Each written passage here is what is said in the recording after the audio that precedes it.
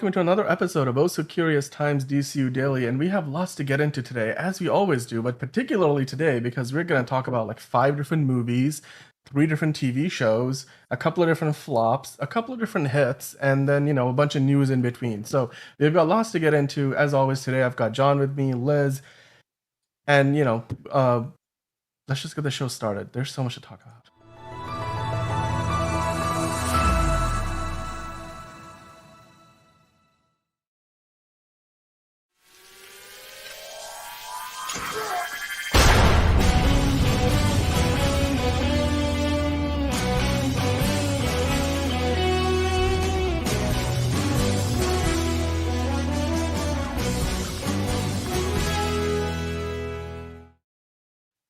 Hello, everybody. How are you guys doing? How was your day? I'll start with John. How was your day? Haven't done a lot, but like doing video work, watching my movies. Slowly making through horror history. Watched the first Chinese horror film today, which was pretty good. Started watching Frankenstein Meets the Wolfman, which pretty damn good so far. Doing a lot of video stuff for my own channel for future videos. So yeah, but mostly it's like work stuff, but it's been a fun time. Nice. I mean, that's a lot of stuff. It's a full day. I have a schedule, like I have it, like you can't see it, but it's like I have a schedule like hourly, so I can keep myself on track. Dude, that's way more accurate of a schedule than I have. I just try to keep up every hour and see where I'm at, and then Dan's schedule is just like 24 hours is no sleep, and that's it. That's just his schedule. That's pretty much it. Yes, that's a pretty accurate description. But speaking of schedules, Liz, how was your day today? Yeah, I have the same problem. I worked overnight last night. I think I'm on about 5 hours of sleep, so it is what it is. And I'm getting up at like 5 a.m. tomorrow because I have a podcast interview to do for my channel. So, we're on the team no sleep over here. It's all right. Yeah. Wow. Okay. Well, we'll try to keep get you to bed as fast as we can. But we've got lots to talk about before we get into the show. I mean, we always start off the show with the news, and then from there we dive into reviews. We will get into DCU Daily, MCU Weekly. We're gonna look ahead to the movie of the week for next week, Piece by Piece, which is some kind of biopic on Pharrell Williams, but it's a Lego movie. It looks so good. I'm so excited for it. I can't stop talking about it. Yeah, I mean, so exactly. We've got so much to get into. So before we do, let's start off with the news from the world of Hollywood. It doesn't seem to matter.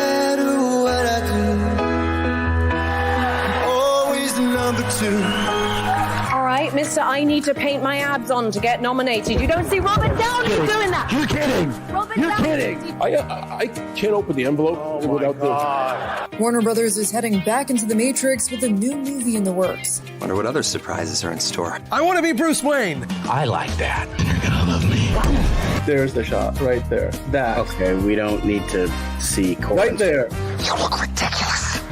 Well, not no more, he don't. What, dude? I can barely understand you. Your accent's insane. What the needs now? Give me a hand up. Nope, I'm actually okay. Thank you very much. Oh, wow. Wow.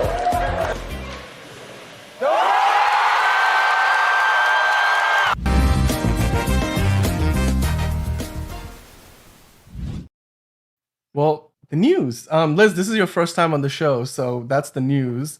Well, that's not the news. That's the intro to the news. Now we're going to get into the news. I've said the news way too many times already, so let's just talk about some. Joel Kinnaman, he was recently talking to, I don't know who. I didn't really bother to read that part. I just read the quotes. And he's trying to convince us that he would never be on a show like HBO's Peacemaker to, essentially to reprise his role of Rick Flag from the Suicide Squad movies.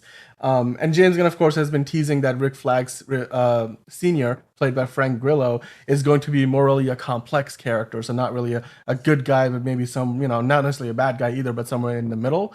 And we know that Frank Grillo's Rick Flag Sr., which would, I guess, be the father to the Rick Flag Jr. that Joel Kinnaman played, Rick Flag Sr. is going to be in Superman coming out next summer. He's going to be in Creature Commandos, the animated series coming out this December.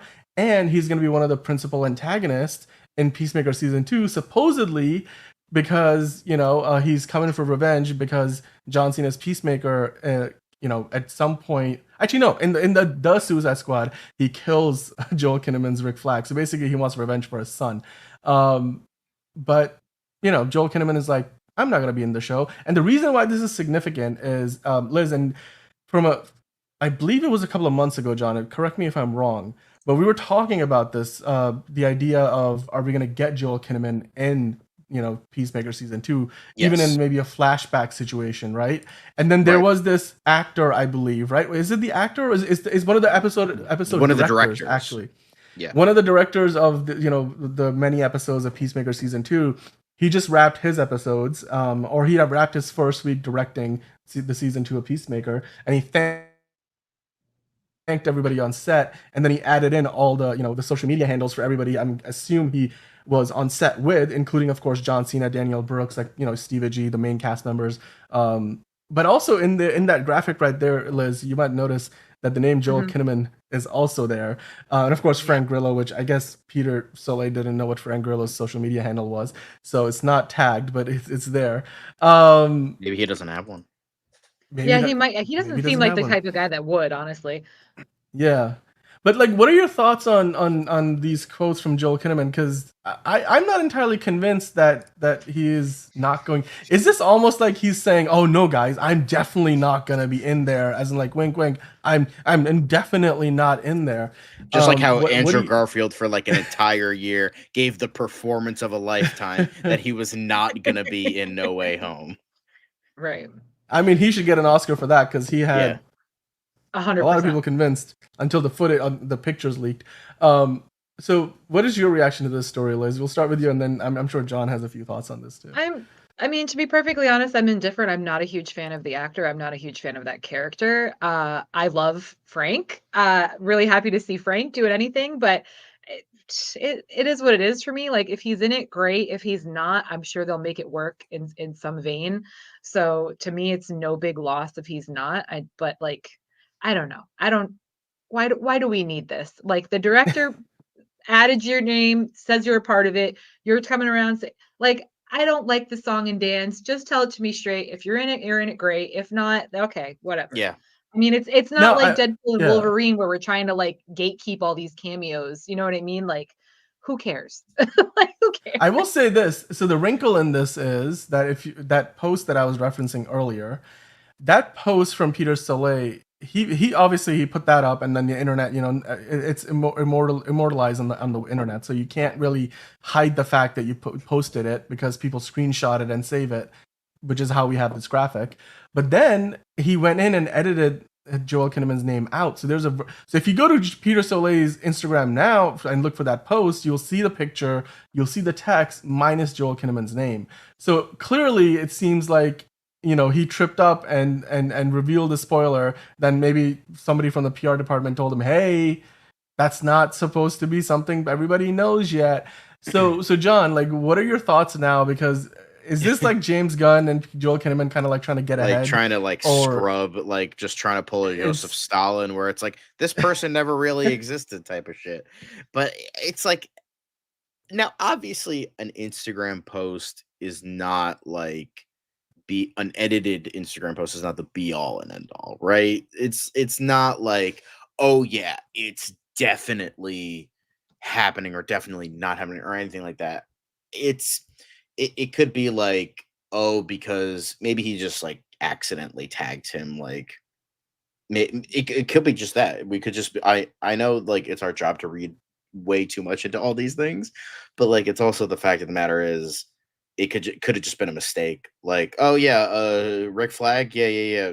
Joel Kinnaman, right? Yeah. And then it's oh no, fuck, I fucked up, and that. But it just seems very interesting that he purposefully edited it and then or didn't even try to delete the post or anything and re-upload it.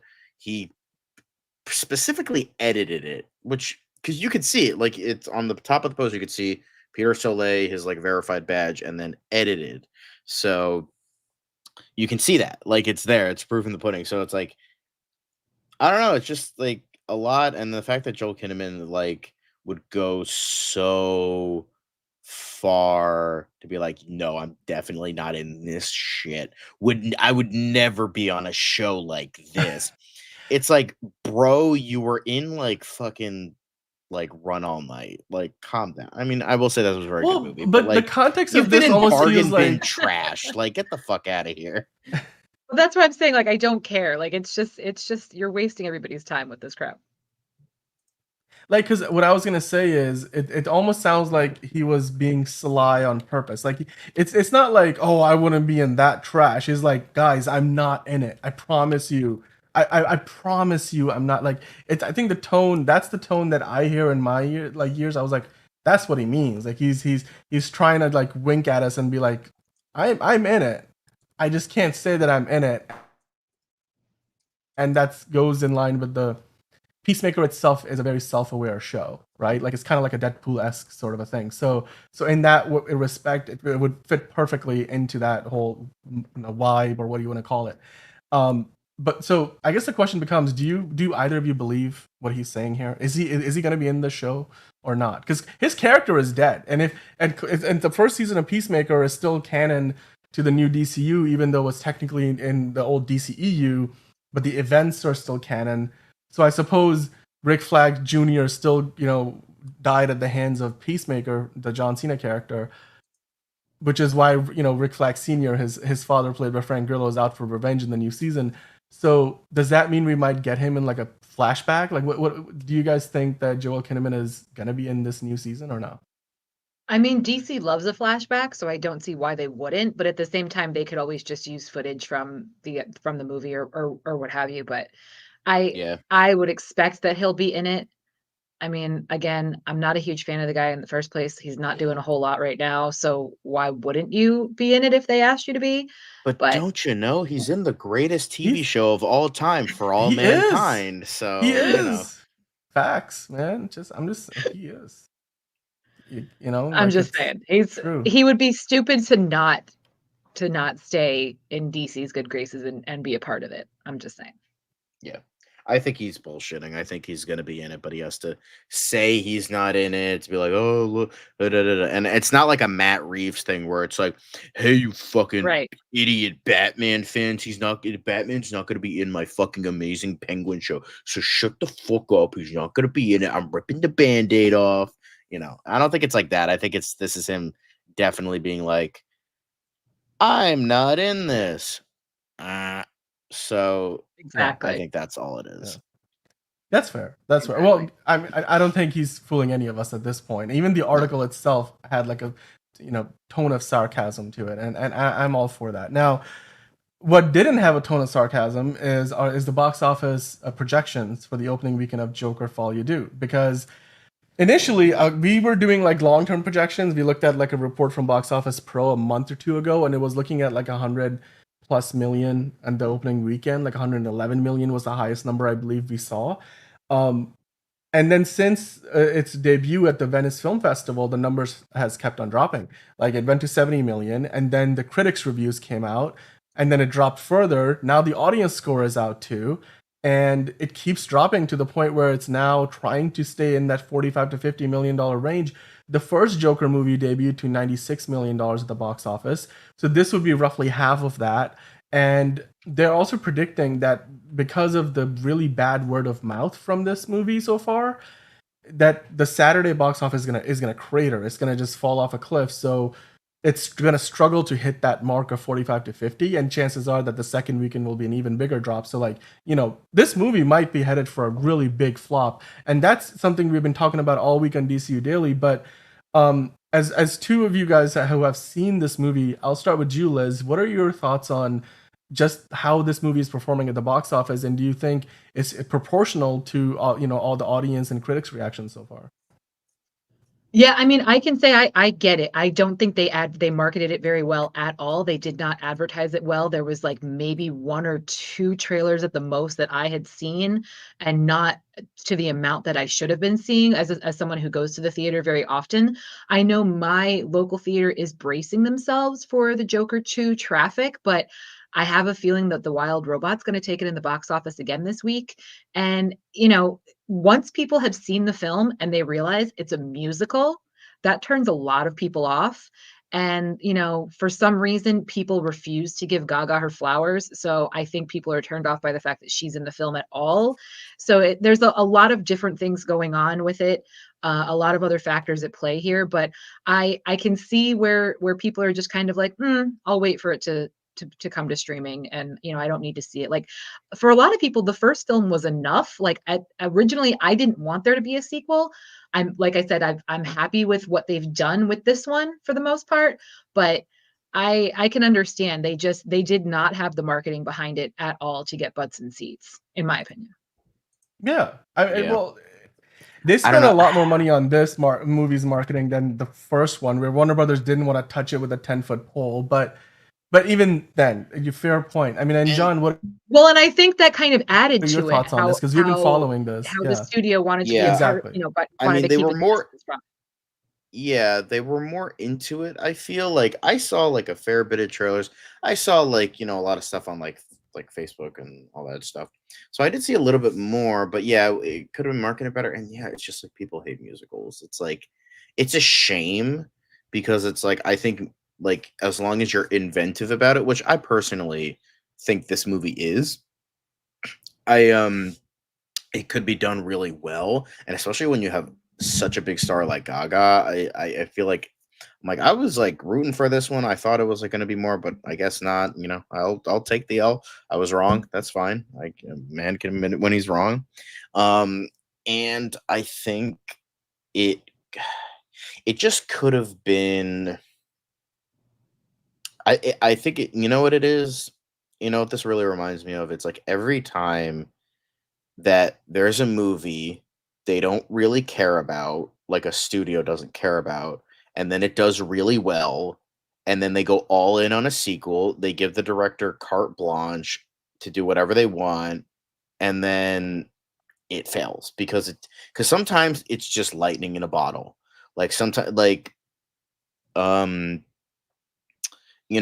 Batman and Batman Returns was a big one where it was like they fucking begged Tim Burton to come back. He's like, I don't want to do it. And they're like, we'll have you do anything you want, though. He's like, okay, cool. So he just made Batman Returns into a Tim Burton movie, and we got what we got. And then Warner Brothers failed, and now history is repeating itself with this. Joker was such a fucking mind-blowingly huge success, but as you said in the past, and they barely got any of that money because they pretty much outsourced like all the investors because they had no faith in it. So they barely got any money. I mean, they got money they did get out a of good it, chunk but of they could have change, gotten way more. but they could have gotten way more. Like Yeah. they was it like 30%? So that's like about like $300 million, which is a good chunk of change, but it's it like funded this one movie, like Well, and plus the people marketing, love and an then underdog story, so that was the and draw then initially. they did the same thing where Todd Phillips, they gave him carte blanche, do whatever the fuck he wanted so he could come back because he didn't want to do a sequel. And now this is failing too. And then we're gonna get Joker Forever, and we're gonna get Jim Carrey, and then they're gonna be bouncing around like idiots. I'm just kidding. But Come on, Jim Carrey's not doing anything other than the Sonic films. He will not yeah. be he Although, will to not be be in any fair, other project. I'm not gonna lie, I would love to see Jim Carrey as like a Silver Age Joker. That would be fucking amazing. But that's beside the point. It's just like, hey, it just showcases it's just like Warner Brothers are the company, at least when it comes to superhero movies, where they just never learn. They never learn. History will be always doomed to repeat themselves. Like, as I mentioned with the Batman Returns and Folie thing, and then not letting Joel Schumacher do what he wanted to do. Same thing happened with Zack Snyder, and they both failed. And it's just like these are like the kings of it's like Nolan got so fucking lucky. Like that was just it's honestly amazing the Dark Knight trilogy worked out. Like when you look back, because it's like, look at the Batman movies. Like, sure, you had Batman, huge success, cultural phenomenon, Batmania, all that shit.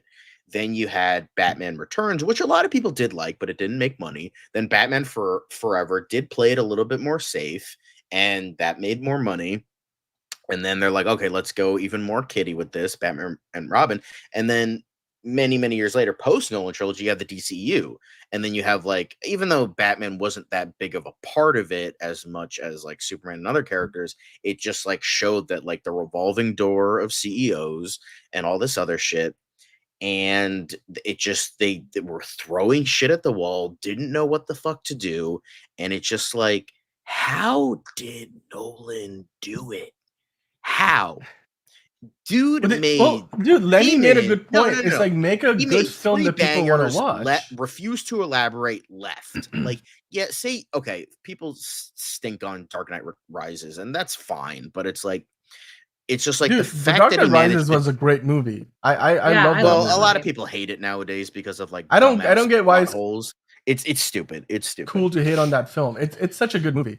It's but it's just like the fact that he managed to make 3 movies that he wanted to make. Warner Brothers didn't touch him, and like from the beginning, and it just like the fact that he made is like an anomaly. It really is. It's like a miracle, an anomaly.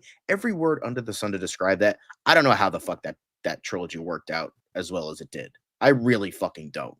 Like what they did, they just need to do that again. How the fuck they did, I don't know, but do it again, please. I mean, they had one of the best directors of they had the Stanley Kubrick of this generation, right? Like it's and of course like Heath Ledger giving the best performance of his career. I mean, it's a comparison a lot of people make. I'm just saying. Yeah. I wouldn't say Stanley Kubrick. Well, That's probably a better comparison out there. Well, they made a ton of money, and that always helps, you know.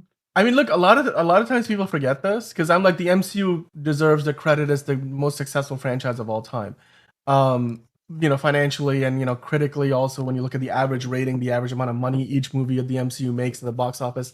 But the first superhero movie to make $1 billion at the box office was The Dark Knight. It was a Batman, it was a DC, you know, one of the DC movies that Warner Brothers made. And then The Dark Knight Rises, after Avengers, the first Avengers came out, was like the third movie in the history of the superhero genre to make $1 billion. So it's like, you know, they had a good thing going, but obviously, you know, they've not had the same kind of success since. As far as Joker Folie Deux goes, the box office right now is, it just bothers me that, you know, they had an opportunity here. Like, this movie, like a lot of you guys have said, shouldn't exist because a lot of people walking out of the theater are like, what's the reason for if Lenny's calling out my opinion about the Kubrick thing, but like, what's the reason for this movie to exist? And I think there's, depending on how you view it, it had something interesting to say, maybe even more so than the first movie. But then I think the vast majority of the people are looking at this movie and being like, not much happened. Like, why did this movie exist in the first place? And that's probably where a lot of that is, you know, that negative reaction is coming from. And of course, when you've got a Rotten Tomatoes score and when you've got an audience score that are both in the 30s, that's not going to bode well for your movie. I mean, it just doesn't, especially when you're getting off to only a $45 to $50 million start. So we'll see where it goes from here. We are going to continue the conversation around Joker Folie Deux because we wanted to do a spoiler full review. And so both of you guys, John and Liz, saw the movie, and we did a spoiler-free review earlier, so we didn't really talk about the ending and stuff like that. But we will get into all of that goodness in a few minutes. But before we do, we have a few other news items to get into. And of course, you guys both watched The Wild Robot. And then, Liz, you might step out for a second while John talks about Megalopolis. So we'll do that too. But before we get into both of those movies, there is another movie that had just got some casting news for it. So let's talk about that. Now, The Princess Diaries, there's been 2 movies. Anne Hathaway was, you know, still just starting out in Hollywood and was a rising star. And she did these 2 movies with Disney. And Princess Diaries and Princess Diaries 2 were both pretty big hits. They're cultural phenomena. They weren't like billion-dollar hits, but they were, you know, a cultural zeitgeist, you know, movies where people remember them. And they're like, oh yeah, Anne Hathaway, that's where I first saw her. Now, Yeah. years later, after so much speculation, are they gonna do it? Are they not gonna do it? We are gonna get a Princess Diaries 3, and Anne Hathaway's coming back for it. And then, according to this Deadline article, it says miracles happen. So, I have a question for you guys. John, did you grow up watching these movies, and then are you at all excited or care or not care at all about the Princess Diaries 3 with Anne Hathaway? I mean, I had two older sisters, so I was forced to watch what they wanted to watch. So I ended up watching a lot of Princess Diaries, mainly the first one. I think I watched the second one like once in the theater. I was kind of pulled into I was trying to force to go into the theater. And I watched the first one is like an okay movie, but the thing is, I've watched it so much that it's like ingrained in my brain until the day I die. It's not. Oh god, it's not a bad movie. I mean, Julie Andrews always great. Anne Hathaway, showcased even at a young age. She was forced to be reckoned with. She's a great actress, and she was a great actress back then. Possibly, wants that little bit of that Disney money. Yeah. What was the last like successful movie that Anne Hathaway was in? But I think, I mean, for all the girls and boys that are excited for this, awesome, great. I'm happy for you. I mean, that's what they're doing. They're just making sequels. They're making like legacy sequels. They're doing it for Freaky Friday. They're making Freakier Friday. Yes, I would agree with that. Denis Villeneuve is 100%, definitely more Stanley Kubrick. 100% Antonio. I don't think Nolan is more. I think he is definitely more artsy than Spielberg. I would say like post Jurassic Park is like Nolan Spielberg comparisons, but Is like he more like no. James Cameron, maybe more James Cameron? No, James Cameron is like a blockbuster filmmaker through and through. I would have to think about it, but No. I mean, look, Steven Spielberg is probably the greatest filmmaker of all time. So putting those two names together, Well, yeah. I'm fine with that. Yeah. I'm fine with that. But I think Yeah. But They're I all think like part of when the people talk about like in terms of Nolan, he's kind of like a jack of all trades, kind of like what Kubrick was. So I can kind of get what you're saying. But anyway, Princess Diaries, yeah, like I'm happy for the people that are excited for this. I'm not. I don't care.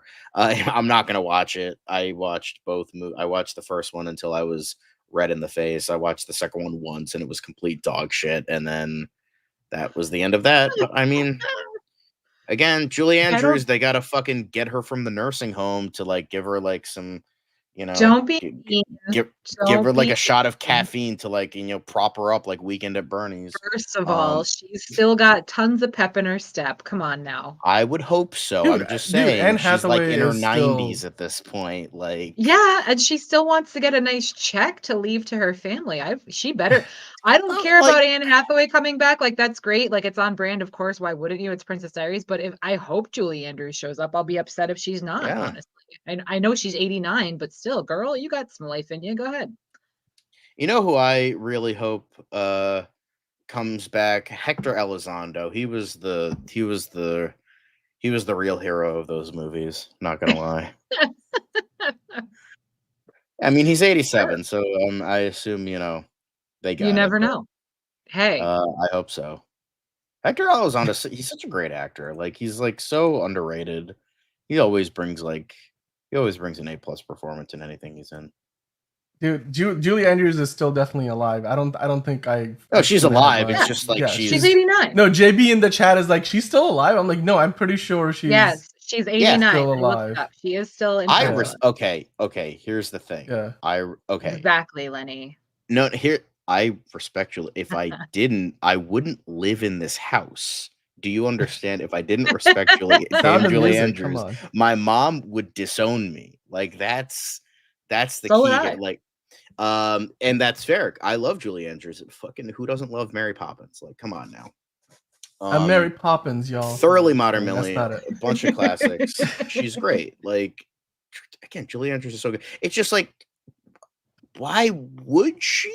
Like, I don't know. It's just like for a nice check to leave her family. That's why all these actors. What more freaking money Michael does Julie Andrews need? All these movies. She's done so many movies at this point. She doesn't need more money. No, it's to still feel relevant as the clock is ticking down, and it's to I still guess bank so. as much as you possibly can to leave to your family. That's what they're I doing. guess so. But yeah, I Michael mean, Caine has another movie coming out. all He's right. done Beetlejuice. You think, okay, I what's your literally swan song? said I He's still love Julie working. Andrews. Like, who doesn't love I'm Julie just Andrews? saying. Julie Andrews she's in this movie and in real life is a goddamn queen. So of course, of course, like, okay, I apologize for my earlier statements. I didn't mean to make fun of Julie Andrews. I make fun of the fact, like, Redacted. it's just bringing back like older actors that might not be able or might not want to do it. So, that's the thing I'm like kind of worried about. It's just like she is older, and the thing is, I want her to stay alive as much as possible. I don't want to see her go. So it's like I wouldn't want her to like push herself more so that day that ends up eventually happening for all of us comes sooner. That's just all I'm saying. And Like, I then we're don't gonna want look back and blame the Princess Diaries 3. like I don't want to see her push herself. Like, She don't shouldn't get me have done that movie. I'm just saying, don't push yourself. It was Dame too Julie much. Andrews, don't push yourself. That's all I ask. But if you can do it, cool. If you can't, don't do it. That's all I'm saying. I mean, we're still propping up freaking Dick Van Dyke. Like, look what he did in the Dude, most I recent can't. Mary Poppins. For Christ's Yeah, sake, the no, guy's that was kind of 99 badass. years Not gonna old. lie. But Billy D. Williams too. Billy Dude, D. Dick Van Williams Dyke. looks like a walking corpse in person, and they're John still Carpenter has shoving looked him like in a front of the walking corpse since camera. the 90s. I'm They got nothing on I'm him. saying. So it's, listen, if Okay, they want to like, keep working, let them work, whatever. Yeah. But yes, Anne Hathaway, it'd be great I to see her can't. again. Yes. Great. And it would be great to see her too. Yes. Yes. Casey's still going off about Joker. Don't worry, Casey. We're gonna get back into the Joker conversation in a bit. Oh yeah, we have plenty to talk about. Don't worry. Now the entire internet hates me because I made one joke about Julie Andrews. Great. How dare you, dude? How dare you? You're just she's Don't like come for one of the queen, greatest of man. all time. Of course she is. I'm not She's a denying goat. that. I don't know. It One of sounds like many she is the goats. goat. Yeah. Like, I don't deny that. Let's move along. That's great. Well, we do have to talk about The Wild Robot, guys. The Wild Robot. It's a movie that came out and caught not a lot of people. It caught a lot of people by surprise because people were looking at the trailer and thinking, it looks like a fun little film. Now there's a lot of people saying it might be the greatest animated movie of all time. I mean, the box office doesn't indicate it, but I'm just saying that's some of the word of mouth behind this movie. It's incredibly positive. It's sitting at like 97% Rotten Tomatoes of the critic score and like a 98% audience score, in like the complete opposite of what's going on with Joker Folie do. I do want to ask you guys, because we haven't really talked about it on the channel so far, but I really want to get your opinion on this. I believe both of you went and saw the movie. I'll start with you, Liz. The Wild Robot. You saw the film. What did you think about it? Does it feel like one of the best animated movies you've seen in a long time? Or do you feel like that kind of praise is a little too much? Listen, it's a little crazy. It's not the best animated film of all time. It's excellent. It's very much, I think for me, it's very much surprising along the lines of like a Wall-E. Whereas I went into it, I was like, oh, I'll see it. Yeah, it looks okay. I feel like the trailer didn't do a whole lot for me. My sister saw the trailer in theaters and like literally was brought to tears. So I'm like, okay, there's definitely something here. Don't worry, I still love you, Lenny. Don't worry. But when I saw it, I deserve it. But when I did see it, it was a total surprise. I walked out thinking like, wow, this really blew my mind. It was much better than I expected it to be. Really, really fun. And the humor was great. The humor was a little dark in it actually for a kids movie, which was pretty awesome for my 40-year-old ass. But I thought it was great. It was really well done. The story was nice. It was a nice surprise to be sure. Yeah. But I mean, greatest of all time, I don't know. It's up there for sure. It is I think really it's the best this year, personally. That would be fair. Yeah, I'll give it that. Sure. This and Inside Out. What did you think about it, John? Yeah, this and Inside Out 2 are definitely like really good. I will say I did like Kung Fu Panda 4. I know not a lot of people like that one. I did like that one. I saw that, heavily enjoyed it. But Wild Robot, I expected something different.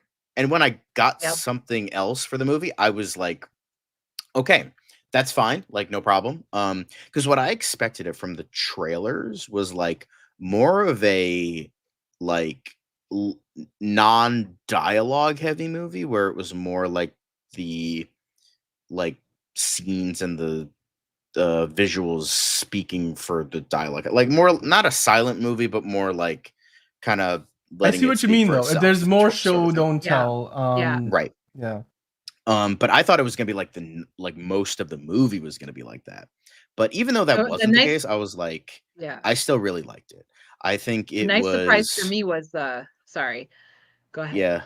No, it's DreamWorks, by the way. DreamWorks made it, and then Universal it's like, Pictures distributed, I believe, right? Yeah. yes, Yeah. they have a thing which, yeah, it's under They Universal, have a but partnership. I mean, the yeah, DreamWorks Animation is owned by Universal. It's all yeah. Comcast. It's NBC's partnership. So Yeah. I expect, like, I got a lot of Iron Giant vibes. I got some Wally vibes. Yeah. So I was like, okay, I'm excited for this. And then I just saw more trailers and I'm like, I'm stoked for this. Let's see this one, guys. And then I finally saw it and I was like, damn, that was fucking beautiful. That was Yeah, and goddamn full of star beautiful. power. I mean, like, everybody knows Lupita's in it, everybody knows Catherine O'Hara's in it, everybody knows Pedro that, Pascal and America's Pedro Sweetheart. Pascal's in it. But I mean, for the surprise for me was suddenly hearing Matt Berry, and I was like, "Oh my god, Yes. Oh my playing God, he was so a good. I love beaver." Matt Berry in anything. I love Matt Berry. I was so excited to hear his voice. As I a was big not IT expecting crowd that. fan, that made me smile. Yeah, absolutely. Yeah. And What But We yeah, Do in the if I Shadows for sure. I will say, if I had a nickel for every film featuring Lupita Nyong'o that nearly brought me to tears in 2024, I'd have 2 nickels, which isn't a lot, but it's weird that it happened twice. Yeah. So yeah, it was a very beautiful movie. It was very, like, I also kind of got like Starman vibes a little bit. That's just the John Carpenter fan in me, so I have to mention that. Um, but yeah, I think this was very well made. The visuals were brilliant. Again, heavy Iron Giant vibes. The voice acting was on point. Um, yeah, this was, like, after, Kung Fu Panda 4 was not as well received as they hoped. I'm glad DreamWorks came in and brought us something more original. I mean, the guy who wrote and directed this, like, it was Chris Sanders, and he, like, has done, like, so much, like, great stuff. Like, I didn't realize this because I was curious, like, oh, who wrote and directed this? Because it's like, I always like to know that before going in. And this dude, like, wrote, like, the story, not the screenplay. So it's like the Yeah. outline, the treatment of the movie. He wrote Mulan, Lion King. He wrote the screenplay for Lilo and Stitch. He wrote and directed How to Train Your Dragon. And he also wrote the story for Beauty and the Beast. Like, this dude has the clout, and you know Yeah. what? It shows in this because it's just like, it's another Yeah. banger. And you know what? He knows what he's He doing. also Yeah. worked on the Croods movies, and you know what? The Croods movies, not half bad. They're Those pretty were a good. I'm not surprise gonna lie. too. They really were. I thought they were gonna be absolute I thought the trash, and second those were one a was nice better, but, surprise. like, both I were good. agree. Not Yep, like amazing, but 100%. they were good. Yeah. Yep, absolutely. Absolutely. Yeah. Yeah. I mean, what about this movie sticks out to you the most? Do you feel like this is actually a legit contender for the Oscars, or Oh, like for the yeah, best yeah, yeah. animated Yeah. movie? Oh, Or yeah. Oh, yeah, yeah. Well, like I said, there's dark comedy aspects to it because they take an honest approach to the characters. So it's a robot interacting with wildlife. There are relatively no humans in it whatsoever. The humans certainly never show up on the island where these animals live. So when we first meet Pedro Pascal, he's kind of explaining to the robot that, like, listen, it's survival of the fittest out here. Like, this gosling that you're raising should realistically be dead. Like, this gosling should not. You're keeping this gosling alive, and that's not the way the circle of life works out here. So it was really Yeah. interesting, like, for a kids movie, for them to talk about death pretty frequently, and about how, like, everything out here Yeah. is trying to kill each other, but in a funny, kid friendly way. But at the end of Yeah. the day, like Catherine O'Hara is a possum, and she has 7 possum pups, whatever you want to call them.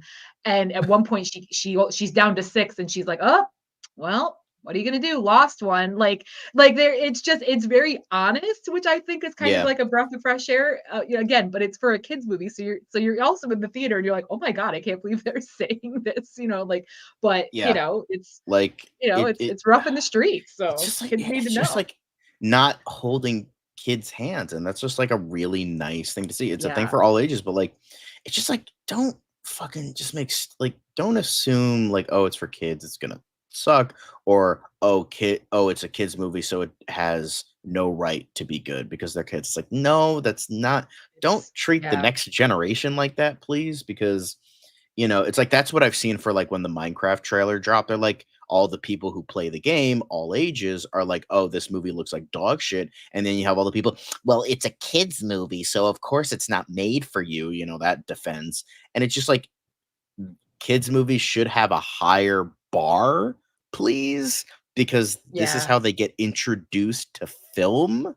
And we would like to introduce them to like things like this that don't treat them with kid gloves, but like just enough so it doesn't it's not like Watership Down where you just straight traumatize them, but like in a good friendly way. And it's just like, and that's what I loved about this movie. Like going back to the Starman comparison, it was like what I liked about this, even though it was not human, I guess like the beauty of like nature, I guess, but like learning to love, having like human emotions and all that, and like caring when she wasn't supposed to, and like blocking her programming and all that stuff.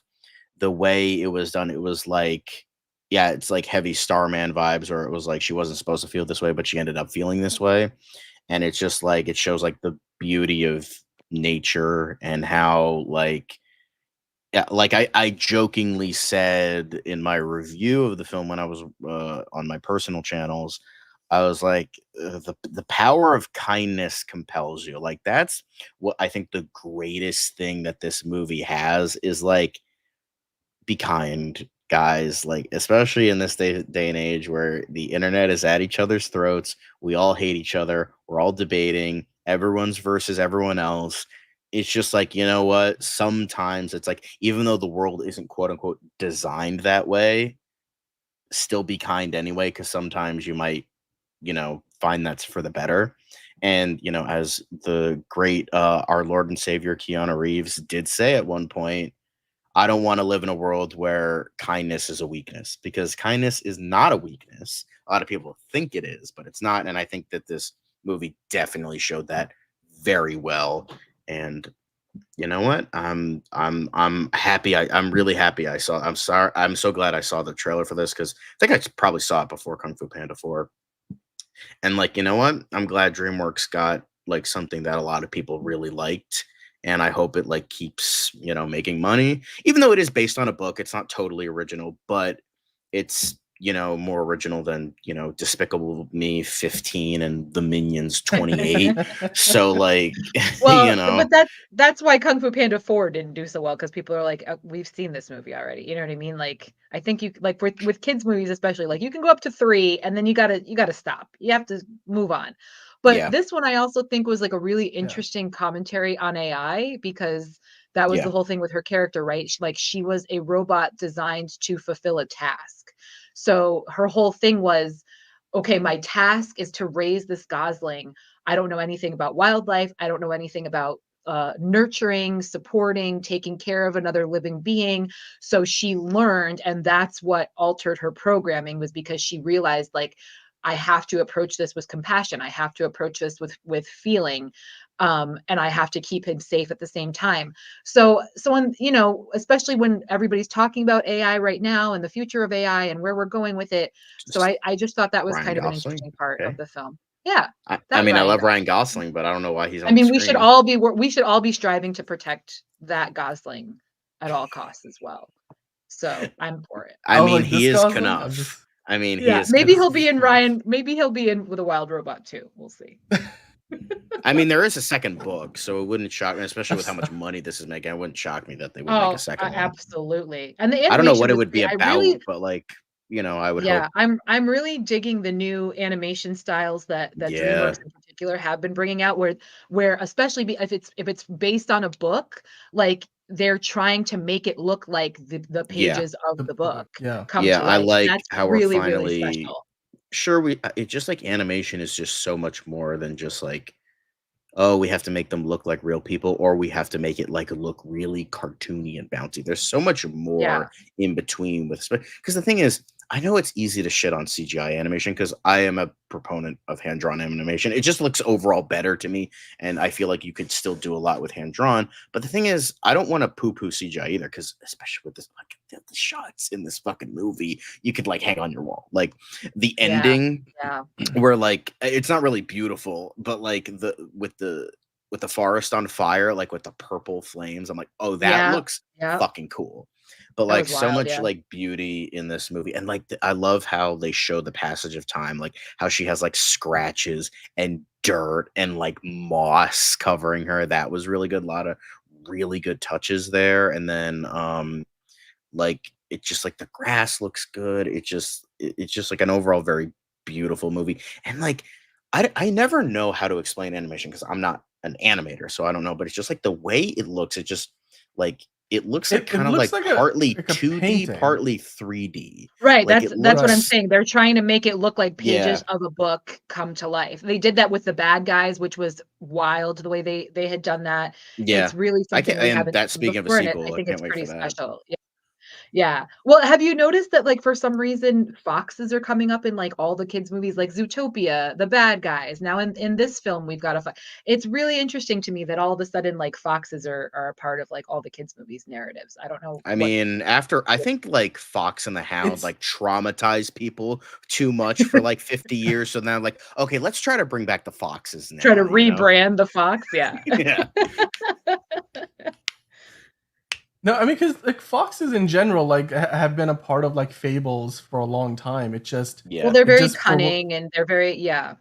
yeah, Yeah. like they make for. I mean, I remember like the stories that I heard as a child, like foxes were always a part of those stories. Now it just seems like in the cultural zeitgeist, especially with animated movies, it just we just had Yeah. it's that's never quite stuck until now. It's like and there's a lot of creative opportunities around a character, a fox as a character, and yeah, we have Well, another and again, Zootopia in movie all of coming. those So movies that in all those movies that I was talking about, every single one of those foxes starts out as like this cunning, cynical, I don't care about life, I'm a loner, I don't care about anybody else. And then somehow They something comes learn to along and love makes them again. yeah, care. And yeah, and now they're part of the family and they got to look out for each other. So that's been like the commonality between all of those films with those fox characters, which is really cute. yeah. Yeah. No, I friends. I got family.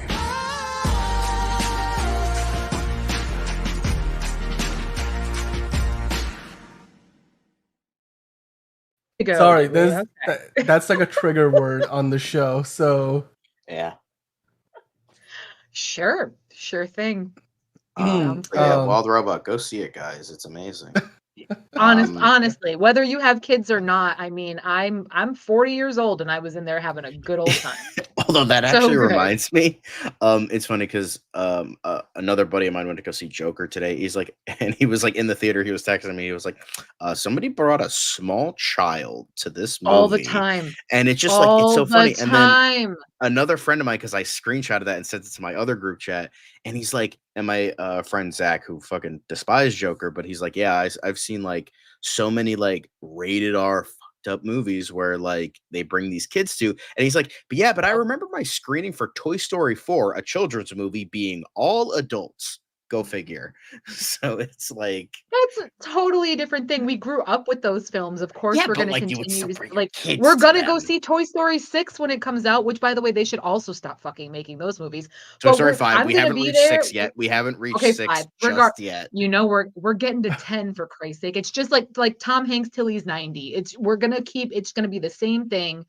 Oh my God. But anyway, listen, all animated films are for everyone. But the Yes. Joker yeah, is not for your 5-year-old. Y'all need to yeah. pump the brakes. I'm sorry you Yes, considered animated Friday films. night really Remember, shit. I will say this as the great goat, one of many, Guillermo del Toro stated, animated films are not for children. It is an art form. Remember that, because Absolutely. I just oh my god, like Jimmy Kimmel making those fucking jokes at the Oscars, it makes me want to fucking deck him in the face. I like, first off, I just hate Jimmy Kimmel. He's so not funny and he sucks. But like, he's like, oh, what parents are letting their kids fill out the ballots for these animated movies? And I'm like, fuck you. And I'm like, don't get me fucking started on that shit, man. I will fucking ruin you. Good to know. Good to know. Yeah, well, you know what movie is You not like Oscars, you said. The So, Oscars are bullshit, but it's just you. like, How dare you? That's my Super Bowl. I take work off for the Oscars. That's like I prepare. no, I we- fucking we- hate the Oscars. we have done an Oscar like shit. live watch along stream for it before. Maybe we'll try that again That at is some my point. shit. That would be fun. I mean, it's like a long 4-hour long thing because we do like the red carpet. I have like, also, preview by the way, predictions Lenny, and I then have seen Watership Down, reactions. and it's not that traumatizing. I watched it totally fine, and I'm like, this is not that traumatizing. Well, Oh you my know God. what is traumatizing are the box office numbers for Megalopolis. Yeah.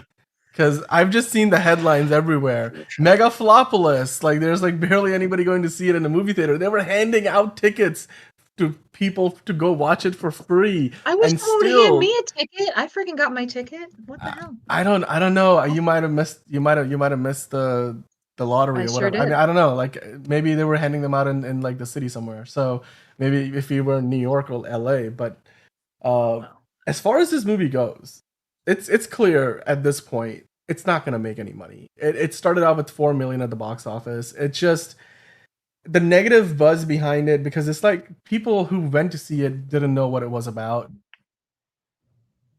I knew know what that it some was of you about. guys in the That's chat the just other day, me. you were like, can somebody tell us what in the blue hell this movie's about, John? Please let us know. And when you look at the Rotten Tomatoes score, here we go. Let me pull it up. I don't know what the current. Oh wow, it's better than rating is Joker, sitting- though. It is. Well, yeah, better okay. than Joker. Critically, it's better than Joker, but the It's- audience no, I rating think the is audience score basically is on full of par. actors. It's Oh, no, it's exactly great. on par. No, it's got a better rating. It's got a better rating. I mean, to be It's- fair, it's- Joker's been out for a day. Megalopolis has been out for that's a fair. week.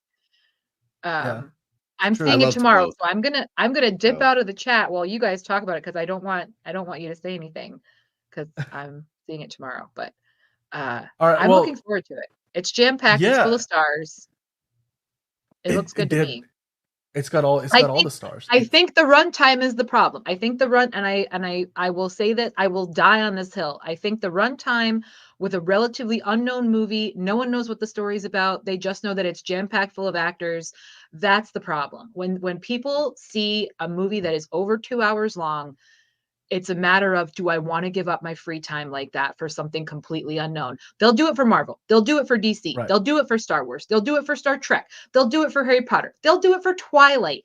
They're not going to do it for something like this. No. So Right. That's a I really think good that's point. the biggest Exactly. issue. Yeah. That's the biggest issue. It's a complete unknown, right? There's not a pre-existing IP. That's probably where that comes from. But yeah, I mean, Liz, we'll have you back on in a few minutes when we're talking about Joker Folie Do. Until then, Appreciate take those earphones off so you don't get any spoilers, and then I'm gonna dive into those spoilers with John. So John, I want to talk to you about this movie. You went and saw it in a movie theater. What did you think did. about Megalopolis? Like, did you think it was a masterpiece? Or did you think that it was underrated or underwhelming? I do think I don't think it's a masterpiece. I do think it's underrated. As I said in my review, the Holes reunion we've been clamoring for. So, it's got Jon Voight and Shia LaBeouf in it. So I think there's a lot to unpack here. I don't know if I could get through all of it. Maybe I'll link my I'll link my review in the chat. But I think what there's a lot because it's not for everybody. So it's almost like I can't recommend it, but I want to recommend it because I feel like it's one of those movies you have to see to believe. Kind of, you have to experience at least once on the big screen. So it's kind of the fall of Rome through the lens of contemporary United States, and how there's a lot of like fantastical elements. It's like as Francis Ford Coppola said, it's a fable, it's a fairy tale, it's a very fantastical, and I think that it definitely is just I mean, I think it'll be considered a classic, but a cult classic maybe like 30 years from now. But I mean, I think it's considered a flop now. It's considered a flop Not now, but that's maybe not it'll gonna change in 30 years. But yeah, but yeah. I think the acting was really, really good. Like it's not like like from the get-go, it's like like Francis Ford Coppola is saying this isn't the real world. This is fantastical. This is not real. So a lot of the acting is like very like stilted, but like intentionally that way. Like Aubrey Plaza like is just acting like herself. Adam Driver is like acting very like pretentious and artsy. You do have characters that do give more subdued performances, like John Voight and Giancarlo Esposito, Natalie Emmanuel. But like Shia LaBeouf is like so like out there and over the top. He's so like that is like he plays a character that is like you just love to hate him kind of thing. Same with Aubrey Plaza's character. So the whole like basis of this movie is like Francis Ford Coppola uses the Catalan conspiracy. I believe I'm pronouncing that correctly. And like the fall of Rome through like the contemporary United States, how there is a battle of visions, Giancarlo Esposito's Mayor Cicero's logic and logic and grounded realism versus Adam Driver's Caesar Catalina, who is like a man of like art, visionary, creative genius type of thing, and how those collide and how like they do their and then in the backdrop you have all these other characters fighting for power. Claudio, played by Shia LaBeouf, is like trying to destroy Adam Driver's Catalina out of jealousy and wanting to, just wanting power as much as he can. You know, be getting with Aubrey Plaza to take down John Voight. It's just like a lot of it is and it's just like that's like the main story. Like that's really what it is. It's just, battle of logic versus battle of visionary, and between these two characters. And there are some superfluous scenes, like the acid trip at Madison Square Garden, I felt was a little superfluous, but I feel that it's mainly there's a lot of like what I also liked about it is that Esposito's character, even though he's like the grounded guy that hates on Catalina, he's like, I hate what you are, what you're dealing with. I don't like what you do. No, I don't. I mean, you could take it that way. You could interpret it that way, possibly. But I don't think I think that was accidental, because I noticed some things. I'm like, maybe, but I'm like, this was made like a year or two before all of this went down. So I think that was just kind of like happy circumstance a little bit. Or not happy circumstance, depending on who you are. But I think this this really was about like, honestly, the weird thing about it, because you could, with at least with Coppola's catalog, with how like dark, dreary and nihilistic some of his films are, especially like something like Apocalypse Now is just an onslaught of depression. I mean, it's a war movie, of course it is. Godfather kind of features that as well. He's not really a Peggy Sue Got Married has like darker elements of like a failed marriage and that kind of thing. So he's definitely a darker filmmaker, which is weird because this movie is about like hope for the future. That's really what the basis of this movie is really about. It's about how it's all about us and how you should be creating a better world for your children and your children's children. And there's been so many movies, like David Fincher does this very, very well, about the death of the American dream. He is very good about that is a theme in a lot of his movies. Fight Club and Gone Girl probably being the best contenders for that, but Seven as well is another contender for that. But this one is about the resurrection of the American dream, especially with the ending, which it shows Megalopolis, and it's like golden streets. It's heavy on gold, which, if you know the immigrants from yesteryear who were coming to Ellis Island, that was like the whole like idea. Oh, in the U.S. the streets are paved with gold, like bringing back that older idea, like bringing back like that America, being in America, would make everything better, would make everything, you know, beautiful and wonderful from our dreary existence in all these other countries.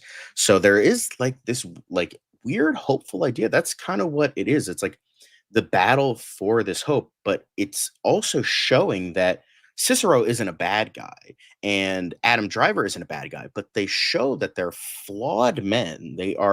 Um they're shades of gray. I know, crazy.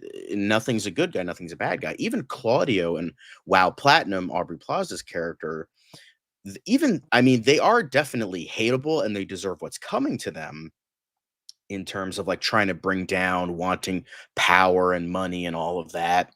There is definitely they're more like bad, but it's like I think that's just like a very human trait to have is greed. That's how it is.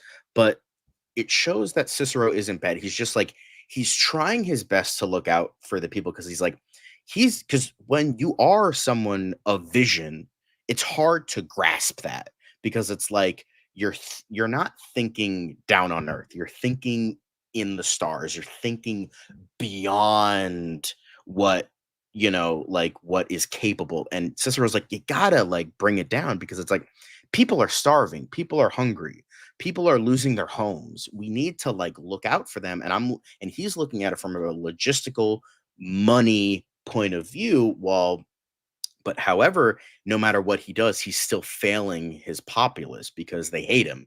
Like that's the whole thing. He is a very controversial mayor, even though he's like trying to do his best, he's still like making all the wrong decisions because it's just not right.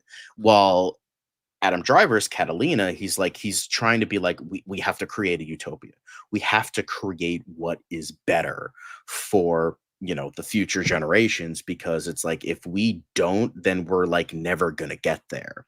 But the thing is, he's pretentious and artsy. He can't see like what's in front of his own face. He needs to like look 12 steps ahead, but he can't see like the problems of the present. He's like, I want to look to the future. And yes, that is a very good thing. That's a very good hopeful sort of idea to have, but at the same time, it's like if you don't look what's right in front of you, then you can't solve the problems of the present with the things of the future. So, and it's also like a very respectable, like it'll bring in a lot of like City for Sale. That's a, that was a my buddy who's a history teacher would say this a lot better than me, but I believe that was a reference to someone who like bribed a bunch of Roman senators back in the day, showcasing that it's a city for sale because you could just bribe your way out of like a guilty verdict. And I forget who the person was, but I'm not a big history guy, so I don't remember. And I also love like how like he uses I know a lot of people were confused by like Adam Driver's ability to stop time. I think I view that as like a sort of like time doesn't matter to a visionary because you'll have all the time in the world, even past your death, because your legacy will live on. And as well as the fact it could be a meta commentary on like Megalopolis. This was originally intentioned to come out in the 70s. I mean, he's been working on this movie for the past 50 years. So I think that was himself saying like, you know what? No matter what, I was going to get this movie made. Time doesn't matter to me. So that could also be a point. But I think this was overall a very interesting experience. It's not going to be well liked. Um it's not going to be a movie for everybody, and that's fine. I'm not going to be like, oh, you don't get it, you don't understand. It's like, no, it's just like sometimes it's just not people's vibe. It's weird, it's bonkers, it's crazy, and it's like a lot, and it's not going to be liked by everybody. But if you like it, cool. If you don't, that's also cool.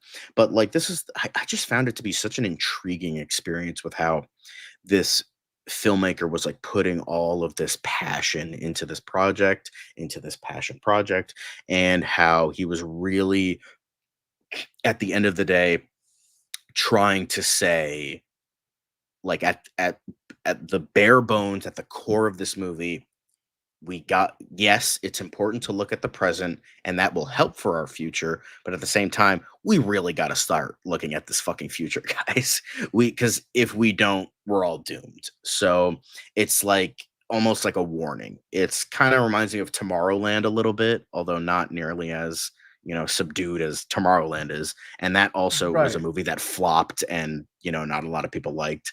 But yeah, that's like if you get nothing from But this movie, yeah. if you get absolutely nothing, that's the basic idea of what Coppola is trying to say.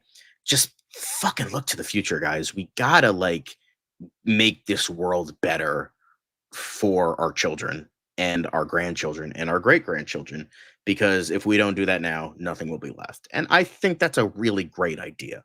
Like, as someone who's like in the past few years has kind of become an optimist in a weird way, not totally, I'm still a realist in a lot of aspects, but I try to be optimistic as much as I can. And I think that this is definitely an intriguing movie to really do that, like this big passion project. It's like, hey, be better, like, but not in like a demeaning sort of way, more in a pretentious sort of way, because it's very artsy fartsy at points. But I think Yeah, that's it's probably definitely the most intriguing look. expensive. Yeah, Yeah, exactly. It's probably the most expensive Oscar indie movie ever fodder made. indie movie ever made. Yeah, it's not making a lot of money. It's not gonna make its money back, but it No. does have a lot to say. That was not the And I intention. do have a certain level of appreciation for a filmmaker, just committing to their vision and then putting their own money on the line. I mean, Francis Ford Coppola, you gotta respect the man for taking the risk that he did, and regardless of whether it pays off or not, this is his passion project. Not many of us can say we got to make the passion project we always wanted to make and get it out of there in the world. And even if not a ton of people went to see it, still a lot more people went to see it than all the passion projects that never will be made. So Yeah. I have an appreciation for this movie. If you guys have seen it, let us know in the comments what you thought about it. If you haven't, then of course let us know if John's review changed your mind about it or not, or if you're interested in it at all. Hit that like button, as always, hit that subscribe and hit the notification bell. We're not done on the show, not by a long shot. We have now got to pivot back over to Joker Folie Deux. We talked about earlier the box office for Joker Folie Deux, and earlier in the week on Monday, we did a spoiler-free review, so with no spoilers for Joker Folie Deux. So if you haven't seen it and you don't want to be spoiled, go check out that review from Monday's DCU Daily episode. But right now, we're going to dive into Joker Folie Deux with all the spoilers. We're going to talk about the ending. We're going to talk about everything that happens in the movie, all the different characters, the songs, the performances, and all the surprises and twists and turns. So let's do that now. And then, we're going to see what both Liz and John had to say about Joker Folie Deux. 2 years ago, the name Arthur Fleck hit Gotham like a hurricane. The trial of the century. They believe Arthur Fleck to be some kind of martyr. When I first saw Joker, when I saw you and Murray Franklin, the whole time I was watching, I kept thinking, I hope this guy blows his brains out. And then you did. And for once in my life, I didn't feel so alone anymore. Forget your troubles, come on, get happy. It's a heavy movie. There's a lot in this movie to digest. There's so much going on. A lot of people not liking it. The critics not liking it. We might have a polarizing, panel here on the show. But one thing's for sure: Joker Folie Deux is generating conversation. People are talking about the movie. It's kind of similar to the first movie. It came out of nowhere. The first one did. This one didn't come out of nowhere, but it's certainly a movie that sparked a lot of debate. And so we wanted to debate a little bit on the show about Joker Folie Deux. Let's talk about it in full spoilery, review fashion. So to do that, of course, with me, I've got John and Liz. Liz, you left the show earlier because you did not want to have Megalopolis spoiled for you. So welcome back on. John, you were talking about Megalopolis for a while, so I'll let Liz start this off. Sorry. Joker Folie Deux, Liz, what did you think about the movie? And is this a movie that you enjoyed, or is this a movie that just completely befuddled you and disappointed you? So I said in our spoiler-free conversation, a movie like this, you can't put it in terms of I liked it, it was great. You know what I mean? It's like asking me if I enjoyed The Diary of Anne Frank. Like it's heavy. It's not a happy film. It's not a comedy by any means. Um, so it's really hard. And I walked away from the first one feeling the same way too. I was like, it was a film. There was acting in it. The acting was good, but did I like it? I don't know. And I just feel like I can't put it in terms like that. Um, I will say I knew walking into this that for whatever reason Gaga gets dragged by everyone, and I knew seeing this film she was going to get the same kind of thing. The thing with this film is it is absolutely a musical. Make no mistake about it. But the problem is these characters kind of walk the fine line between fantasy and reality. So they go back and forth. So sometimes when Gaga is singing, it's bad because that's reality. That's her, her character is not a songstress, is not an actor, is not in the spotlight. But then when she's living in that fantasy, she sings like she normally does, like a songbird, and she performs very well. So in that watching it in the theater, I'm like, people are going to drag her for this because they're not going to get it, because the way they did it, the pacing of the film, the way they told the story, they don't make it clear. Like they make it clear that yes, both of them have mental health issues, but they really don't make it clear what her character's motivation is, what her character's deal is, because her backstory changes. She tells the Joker she's got this going on, when in reality she comes from this type of world that's completely different from the way she's kind of presenting herself. So I think a lot of people, I know for a fact that people left the theater very confused with her character and how to deal with her character. I actually had some people in the theater as I was leaving be like, so did this happen? Is this what's going on with her? Like, is this her end game?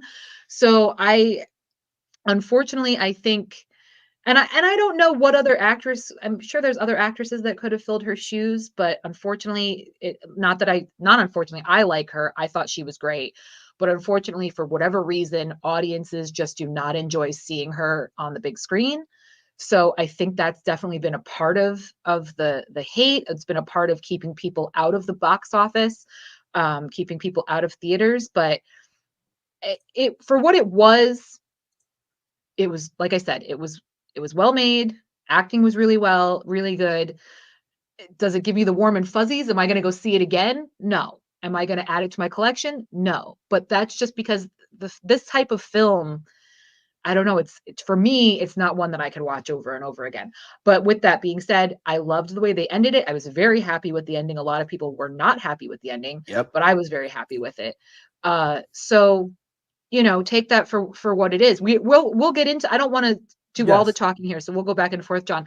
But there are definitely some spoilers that I do want to get into, because definitely people have theories, I wanted to let you talk since I was talking. What else? So I was gonna say I haven't seen the movie yet, but my understanding is that Lady Gaga's character. How can you do these and not? You're gonna get all the spoilers. You're gonna hear all the things. I was watching. I had YouTube playing in the car earlier, and like it just went to another video, and it just started with spoilers, and I was like, okay, whatever. You know what? I give up. So I've been, but basically, what I've been hearing so far is that her character is sort of like gaslighting Joker almost, and sort of like telling it's and it sort of puts Joaquin Phoenix and Joker and Arthur Fleck in a position where he's got to decide whether he is the Joker or he is not, or that's just a character, like a so John, do you mind if I get into it, John? Can I go right ahead?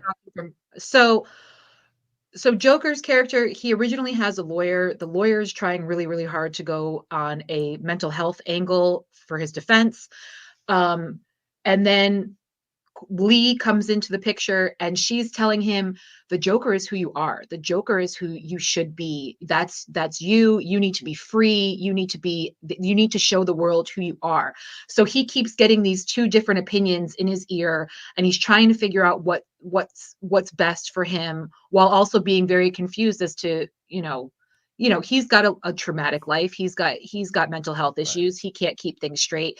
So Lee first says to him, I killed my father. I set my family home on fire. You and I grew up in the same neighborhood. But that's why I'm here, because I'm a danger and my family hates me and they had me institutionalized. Well, then he's talking to the lawyer and the lawyer's trying to say, you need to stop talking to her. She needs to stop talking to the press because she's not helping your defense. And by the way, she comes from an affluent family. Both of her parents are still very much alive. She put herself in this institution. So it seems more and more like her character is just kind of chasing fame and trying to get her 15 minutes and trying to get in the spotlight and trying to ride his coattails for whatever reason. But then later on, he ultimately drops his lawyer in favor of her because she's giving him all of this positive attention. She's giving him all this positive reinforcement, saying that there's nothing wrong with you. You're the best. You're the greatest. You need to show everybody how amazing you are. You need to be the star that you've always been destined to become. They end up having sex. Cut to, he confronts her again about some of these fantasies that he's kind of uncovered that she's been lying about. And she says to him, oh, I'm pregnant. Just kind of off the cuff, like just, hey, that one time we had sex for 5 seconds. Now I'm pregnant. It never gets brought up again. It never gets addressed. That is all it takes. Yes, as we know, that's how biology works. But it never gets brought up again. It never gets addressed again. Then towards the end of the tries film, to a little bit. He sort of, yes. Then towards the end of the film, and again, throughout all of this, there are these musical pieces that come in and out. Some of them performed very well, like, you would expect from a big Hollywood production. Others very raw. The singing is horrible. They're, that's them again in reality. So you keep going back and forth, right, between these two different worlds. Her fantasy world, where the two of them are big, huge stars, everybody loves them, and then reality, where we're trying to figure out what's going to end up happening with his character, what's going to end up, what's the verdict going to be at the end of the court case. It's definitely dynamite, but for the wrong reasons. Right. So he ends up escaping from court, from prison, and he tries to reach out to her at some point. He lets her down. Ultimately, he basically says, I'm not Joker, and I don't live in this fantasy world, and I don't know why I do the things that I do. And she didn't like that, because now all of a sudden, the shine has been dimmed, and she doesn't want to live in reality. She wants to live in this fantasy world. So at one point he calls her. She doesn't pick up the phone. She listens to his voice message, and she puts a gun to her head. But then later she appears talking to him on the famous staircase that everybody knows from the first film, and that it's featured again in this one. And you're left wondering, is that real? Is that fake? We've been going back and forth between reality and fantasy. Did she kill herself? Was she really pregnant? Like, we never really get a wrap up with her character in particular. And John, I'll let you talk more about Joaquin himself, his character, but it was one of those where I think that's a lot of audiences are having a problem with that as well, because everyone in their mind knows who, well, for ourselves personally, everyone knows who Harley Quinn is. Everyone knows where their relationship stems from. Unfortunately, over time, people have kind of romanticized it, which it really shouldn't be. So the fact that Right. So the fact that her character was so confusing, was never really explained well. You couldn't tell what her motivation was, aside from, only wanting to be with him when he was in the spotlight.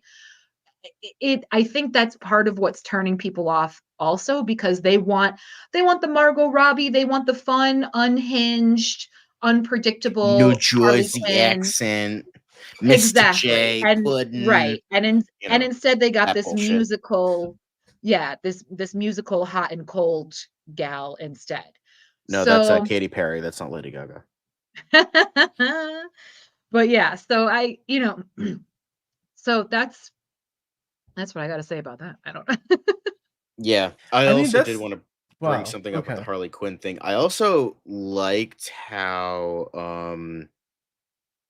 Honestly, if there was, I just like a little When was tidbit here. that gonna If we happen? got a '90s Harley Quinn, Fairuza Balk would have been perfect. By the way, but just saying, just want to throw that out there. I know Madonna and When were Courtney we Love were talking about considered, Marissa Tomei, though? When were we talking because about somebody Marissa was like, Tomei? "It's a shame that we never And got Marissa Antonio Tomei as Harley was Quinn." Like in the somebody chat. mentioned that in the Yeah. comments. She's doing fine. We're okay. Yeah, she's a MILF Aunt May, so it's cool. She's in that new movie Brothers, right? Like that we're Yeah. gonna cover that when that comes out. Yeah. Anyway. But What you were saying, John. Yeah. But yeah, so I also liked how, I mean, I don't love everything with this Harley Quinn. It's just like she's a character I just feel like that nobody can get her right outside of Paul Dini. Like like outside of him, nobody else has gotten this character right. And it's just And they like she's also just like really didn't want to acknowledge her as Harley Quinn. It felt like on occasion she would be was referred Lee, to right? as Like, Harley, but yeah, yeah. they kept calling her Lee. She was Lee Quinn. That's how Yeah. everybody kept talking about her. That's how she Yeah. introduced herself. Yeah. It was like maybe a couple seconds here or there that Harley would pop up, but Yeah. it definitely, to me, she wasn't Harley Quinn. That wasn't her character. Yeah, it didn't feel like she was, but like honestly, I'll still take her over fucking Margot Robbie because I fucking hate Margot Oh no, for Robbie. 100%. I hate No, for sure. hate Harley Quinn as a character nowadays. It's just she's so wrong and it's just all that. But what I liked about what they did here. Now the reason I'm like kind of on the fence, it's kind of a love-hate thing because I don't love everything they did with this character, but what brings me over to the greener side is I think what they were trying to do here again, this is a grounded film for the most part. You know, the fantastical elements are just in his head and this is a very grounded film. This is very like in reality. So it's like okay, fine. And the way I viewed it was like not maybe clout chasing. Yes, I could definitely see that, especially in this day and age. Well, people will do anything for fame, but I could also saw it as sort of like the serial killer idolization that I Oh, feel a lot absolutely. of women do. Not just women. I'm gonna say everybody. I don't want to put people in a box. That was wrong of me. But like, well, it's like Ted Bundy, for instance. That was like a big one. She's like, oh my god, like I don't care what he did. Like, fuck me, like that kind of shit. Like where One it's of the just like Menendez brothers is married, so you yeah, know, the it's Menendez a thing. brothers, like people were idolizing Jeffrey Dahmer mainly because of Evan Peters, but like there was also that grossness, but like that's beside the point.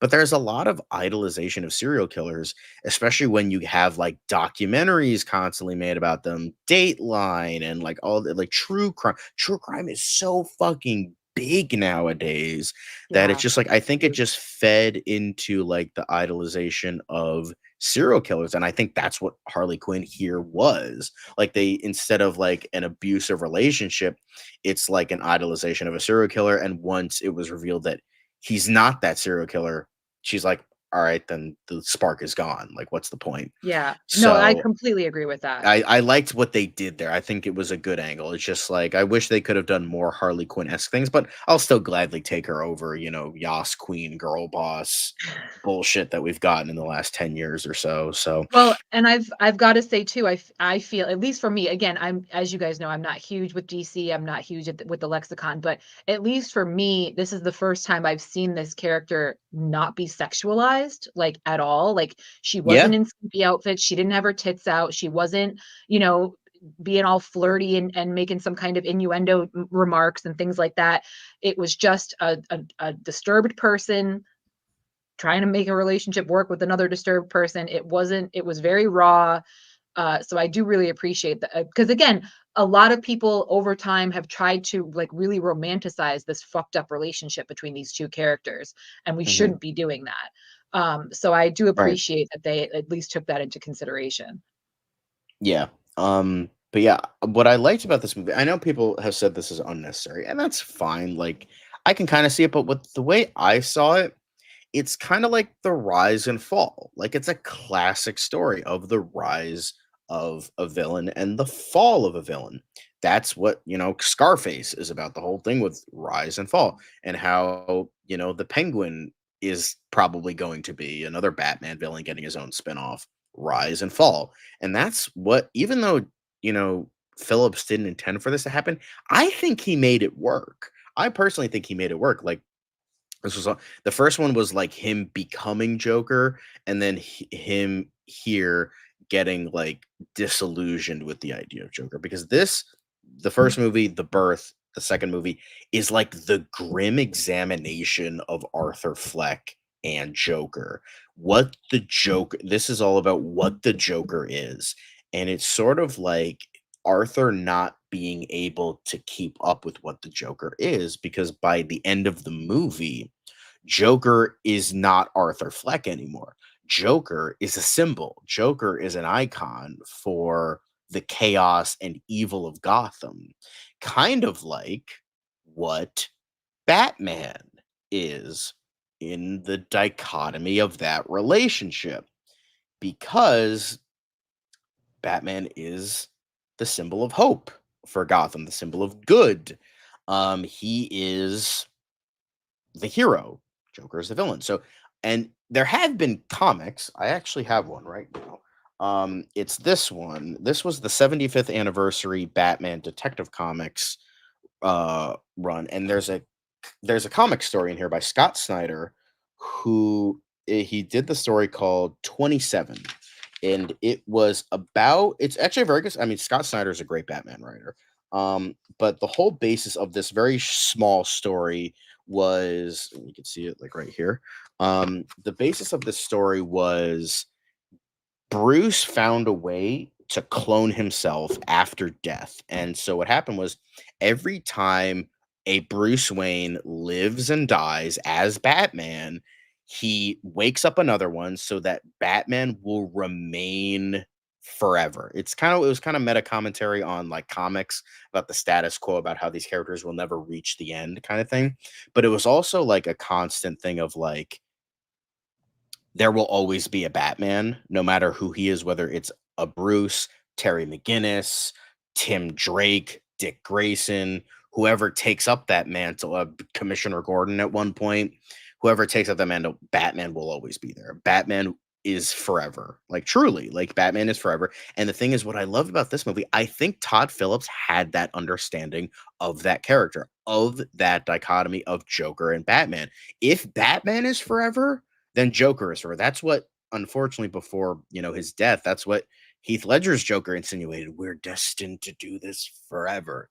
And no matter who the Joker is, no matter who Batman is, it's like the classic of good versus evil. Yes, but if we're focusing on Batman and Joker, that's what this movie exemplifies, I think, especially with the ending. That's why I loved it so much. I don't know if your specifics, so we'll get to that, don't worry. But what I loved about that ending, which showcase, it's like Arthur's gone. Spoiler alert, Arthur's dead. But if you notice in the background, you have the guy who's laughing, and then he cuts with the shank. He cuts himself a smile, much like Heath Ledger's Joker.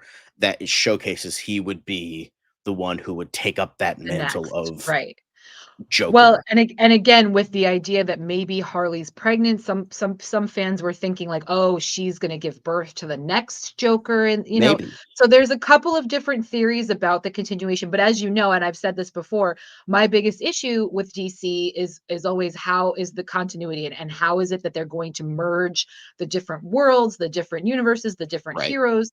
And for me, when the Batman came out, I was like, okay, I can totally see the Batman and the Joker, but my biggest issue was that they are decades apart from one another. So I've always kind of wondered, like, how is that going to work? How are they're never going to meet? They're never going to see one another. It's never going to be an issue.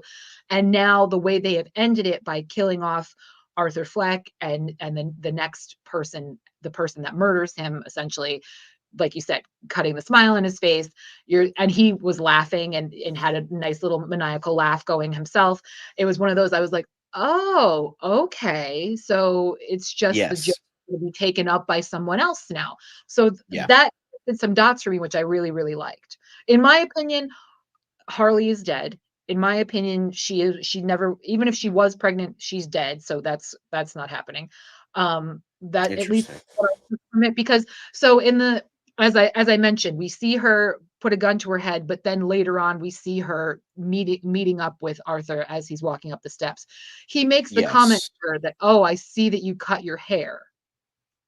And to me, that was that was like, yeah, this isn't reality, because that's not like That's interesting. I think I think she has I killed thought herself. that's interesting. I I also actually thought don't she believe was that she was alive. pregnant either.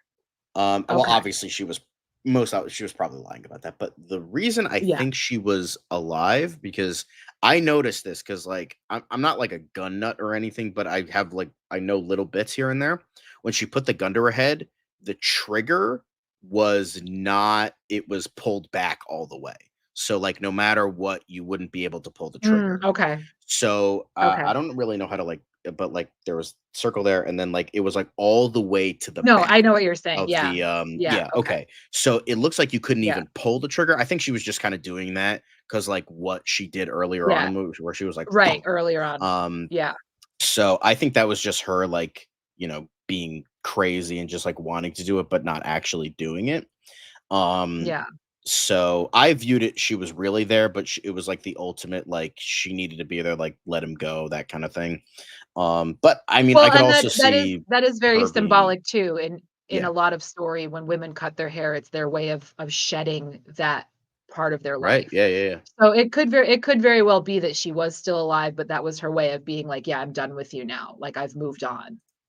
yeah. So I don't know. Time to find the next serial killer. Exactly. But yeah, I think I do think, and I liked the musical sequences. I know a lot of people said they were pointless, but like I liked how they showcased his feelings. Like I'd rather have them show in weird musical sequences than like telling the audience. Showing versus Yeah. telling, you're supposed to show. So I liked how these sequences were really showcasing like his constant, like sort of like like rising faith and then losing faith. And I liked how at the beginning of the movie you had Arthur like just being totally dissonant. Like he was like totally Yeah. gone, like 2 years, I have nothing, I'm not Joker. And then like this was like, all you need is a little push, you know, quoting another Yeah. Joker. And so, Harley or Lee or whatever was that push, and like to realize what he truly was. And then all it took was one good prison rape to bring him back to reality. So that was, it's a little dark, it's a little fucked up, but like it weirdly kind of worked. Like I don't normally love stuff like Was that, but there a like prison rape? There wasn't a yeah, prison. remember Brendan Gleeson after like, he was making Oh, I fun of thought he just him. beat the guy. I didn't He think beat him, they but then you see them, they bring him around the bathroom stall and you can hear him like right. taking his pants. And then the next scene he doesn't have pants on. So that was Oh, like okay. I insinuated that, assumed they just kept beating him. All right. yeah. My brain didn't work there. So that there was that as well. Yeah, it goes very dark with that, but I think like it weirdly worked. Like, he was like trying to be, but then he just realized, he's like, you know what, it's like his idea of life, his idea of Joker was on life support. It already was after the first movie. Yeah. Like after he got in Yeah. prison, like no matter what anything of Joker was going to get brought back, it was going to be, it was going to be taken down. And that was just like a snap back to reality. I know, because I've seen a lot of people make fun of that scene. It's like, oh, he gets raped and then like, boom, he's just not Joker. No, it's just like, if you watch the entire movie, and you know the arc that's there for this character, and again examining what this character is, yeah, it makes sense for that. Well, they end up killing one of the other prisoners that he had become sort of Yes. friendly with, and Yeah. that's kind of what clicked the Joker part of his brain, back in, and was like, all right, fuck these guys, fuck the institution, fuck this whole, I'm going to burn this town to the ground. Yeah. Kind of attitude. Yeah, did not catch the prison rape portion. So kind of glad I missed that one. Sorry. So, it's all right. But again, I mean, for what it will, again, the acting was good. It was very well made. I thought, Steve Coogan was good throwing him in he's there. always great. Zazie Beetz was in there. How did you feel when he was so at one point in the film? So again, Joker does fire his lawyer, decides he's going to defend himself. How did you feel when he took on the Southern drawl, and he was trying to do like a My Cousin Vinny kind of thing? Honestly, I liked it because that's what the Joker I kind of liked it for is. 5 minutes. I liked it for 5 minutes, but then how he just insisted on keeping it going, I was like, all right. I don't know. I get that. I think It it was worked just because it's kind of like odd for me. Yeah. that's what the Joker is. It's like he's just this Yeah. unfunny, like even though he's the Joker, Right. he's not funny. Like He's not tries to be funny. funny, but he's not funny because yeah, so like I always like really liked that. I wish we could have seen more because like there were a bunch of scenes that we didn't see in the movie, like them going down the steps and stuff like Yeah. that. Like, yeah, we didn't see this. I would have liked to have seen that. I think I would have liked to see more Yeah. musical sequences. I hope this wasn't like a just like a trailer like Right. stitch, like a Shot. just like Yeah. oh to get Yeah. you in there. So yeah, I feel like that was kind of lame, but like whatever. Maybe there was cut for pacing issues. Maybe we'll get a director's cut. Well, with how this failed, probably not. But um, yeah, I really liked how this movie was like the fall of a Joker, of the original quote unquote Joker, and how like he becomes an icon, but it's like the examination of the line between Fleck and Joker. And I liked Harley Quinn in this. I think she could have been better. I think the ending dragged a bit. Like there was like, oh, you could have like ended this like 10 different times, but it like kind of kept going.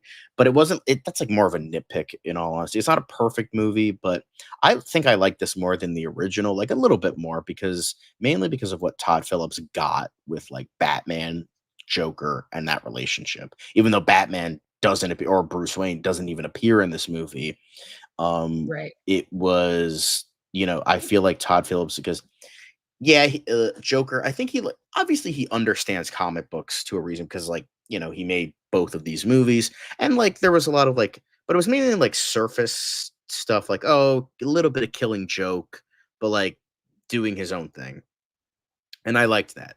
And but here it was like the core, the deep rooted core.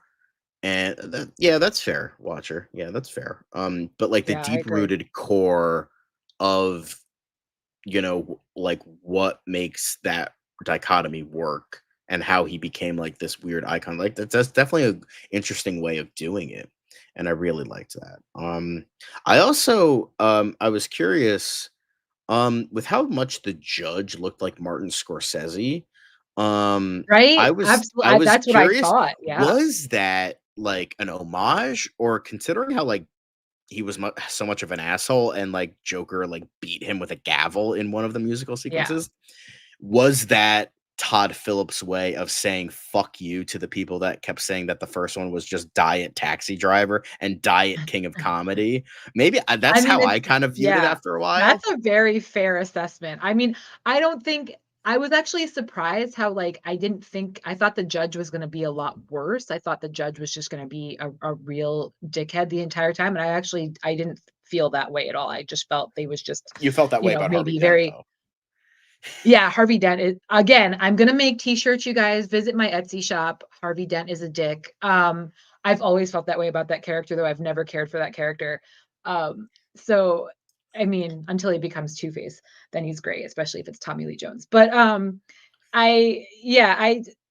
mean, I totally felt the exact same way when he first saw the judge. I was like, the hell's Marty doing here? But My dad that's a thought it very was interesting actually thought. Martin Yeah. Scorsese doing. He's like, "Is Yeah, that Martin?" that's a I'm like, but that "Dad, it no, just it's a looks good like him." call for sure. Yeah, it's a good call. But yeah, because it's like I feel like this a lot of this was like just some of it, not all of it, but like a lot of it was Todd Phillips just kind of saying "fuck you" to Warner Brothers, forcing him to do this And why movie not? because Why he kind not? of didn't really want to, which is like fair. Yeah. But it's like I'd rather like do it in this weird, fucked up, zany kind of way than like have some douchebag who doesn't know anything about these characters come in and like ruin it and make it dumb. And so, like, you know what? He was inventive with it. It was, he went in like a totally different direction. He didn't just try to make the same movie again. Again, I will still stand by that this is one of the most Joker things ever put to film. Just him beating the judge Yeah. with the oversized But gavel. Like, I love again, that. but again, I will say I think that's what the turnoff has been for this film was that there was no real extreme moments. There was no like murderous rampage. It was very mild compared to the first film. So I think that's what's turned a lot of people off too. I think they were looking for something like extreme. They were looking for some like absolute carnage, and we didn't have that. And again, Go to the it's Venom a sequel for that musical. one. Well, right. So again, it's a musical. Yeah, I know what you're doing there. But so I think that's been the issue, is that people are like, okay, it's a musical, but there's no where's like where's the carnage part? Like, it was very tame for what I think audiences were expecting. Yeah, most definitely.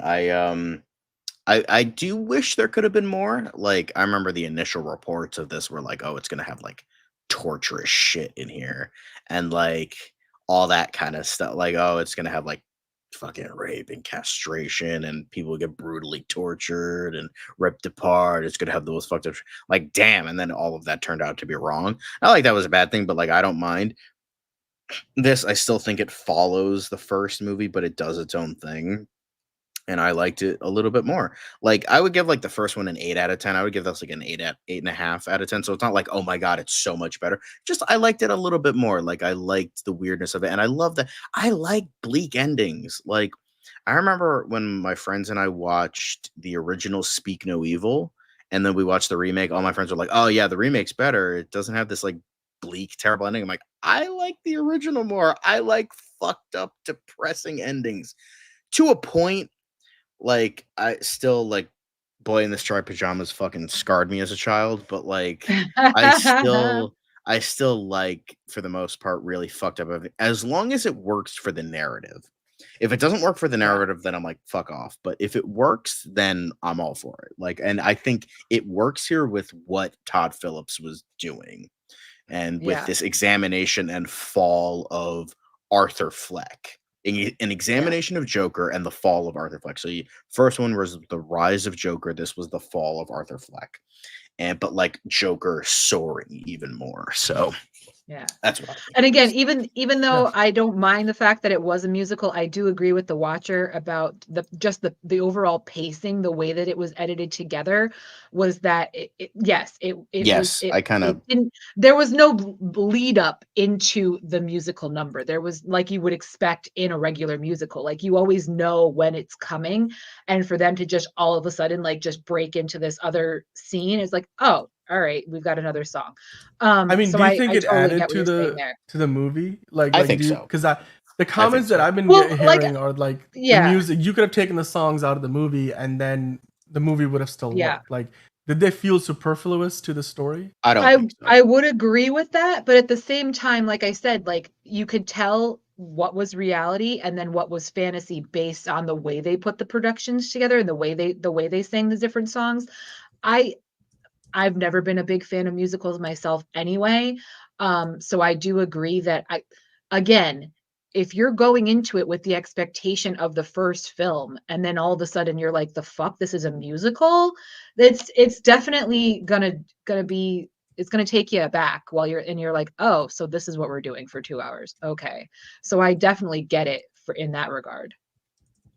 Yeah, I think from the very first moment we heard that this was going to be a musical, we were wondering, well, what does that mean? And they've sort of tried to not market it as a musical. Yeah, they've been trying to backtrack and be like, no, it's not. Exactly. It's not a musical. It's like, well, you've got 10 different songs in there. So. Sorry, Toddy, my boy. No matter which way you spin this, it's a fucking musical. Like, sorry. Yeah.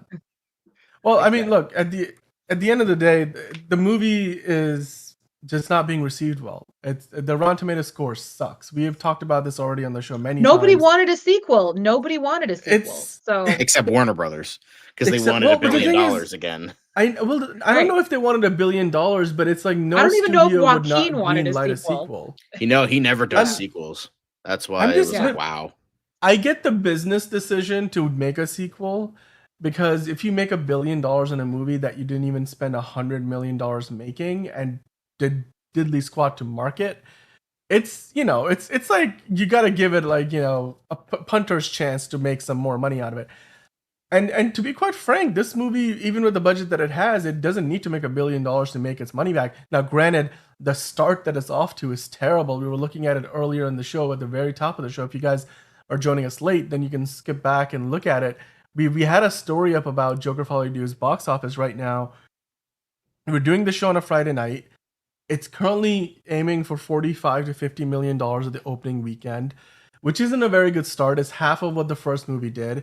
It's down from 70 million, which were the projections a week ago, and it's down from like over 100 million a couple of months ago before it debuted at the Venice Film Festival. So it just feels like this movie's not going to make its money back, kind of like Megalopolis. It's going to make more than Megalopolis, but it's not going to make its budget back. And that's unfortunate, but I mean... Yeah. Yeah. John and I were in the same theater. We were in a special premiere showing Monday night. Yeah. And there were only 70 people in our IMAX showing.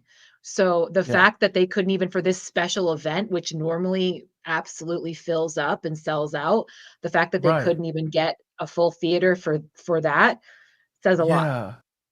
I mean, I think, ultimately Warner Brothers probably misread this a little bit, because this Joker movie, the first Joker movie and certainly the second one, it's not your average Marvel DC fare. It's not designed to be that tentpole, bring the whole family to the movie theater, watch it 5 times movie.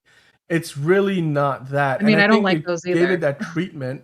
Well, I'm just saying, but they gave it that treatment from a marketing standpoint, and I think that sort of missed the mark. Although they did debut at Venice, which the first one did as well, but Venice is also known as a festival where big blockbusters debut, like the Top Gun Maverick went there too. So it's not that's indicative of they were looking at this movie as a big Oscar contender. The first one nobody thought was going to win any Oscars, but it did. But hey, the movie is starting off to a decent start. I mean, let's see how much money it actually makes at the opening weekend box office. The ending, to me, I just don't think it's an homage, yes, but there's no way this connects to the Heath Ledger Joker. No, it doesn't. No, I'm not saying it does. No, it's just a nice, and I kind of like, and I think the Wild Robot's just going to take it again this weekend. Honestly, I don't think Joker's it's a family movie for sure. Like, you can have everyone of all ages. Yeah, exactly. Yeah. Well, I mean, guys, we've still got lots more to do. Discuss on the show, but let us know what you thought about Joker Folie Deux. If you saw it, then let us know what you thought about it. Did you like it? Did you hate it? The watcher didn't like it. Some of you guys don't even think the sequel should have existed at all. I mean, and that's fair. But let us know in the comments what you thought about it. And if you haven't already, hit the like button, and of course, hit that subscribe so you know when we have a new show. Hit the notification bell so you know when we go live with a new show. And of course, we have got lots more to talk about. So let's now switch gears and let's talk about some DCU stuff, because we've been talking about Joker Folie Deux, but it's an Elseworld story, right? Now, welcome back to another episode of DCU Daily. We're going to talk about Green Lanterns for a little bit. So, Lanterns is a show that's been in development for a while now. John and I have been on the show talking about it.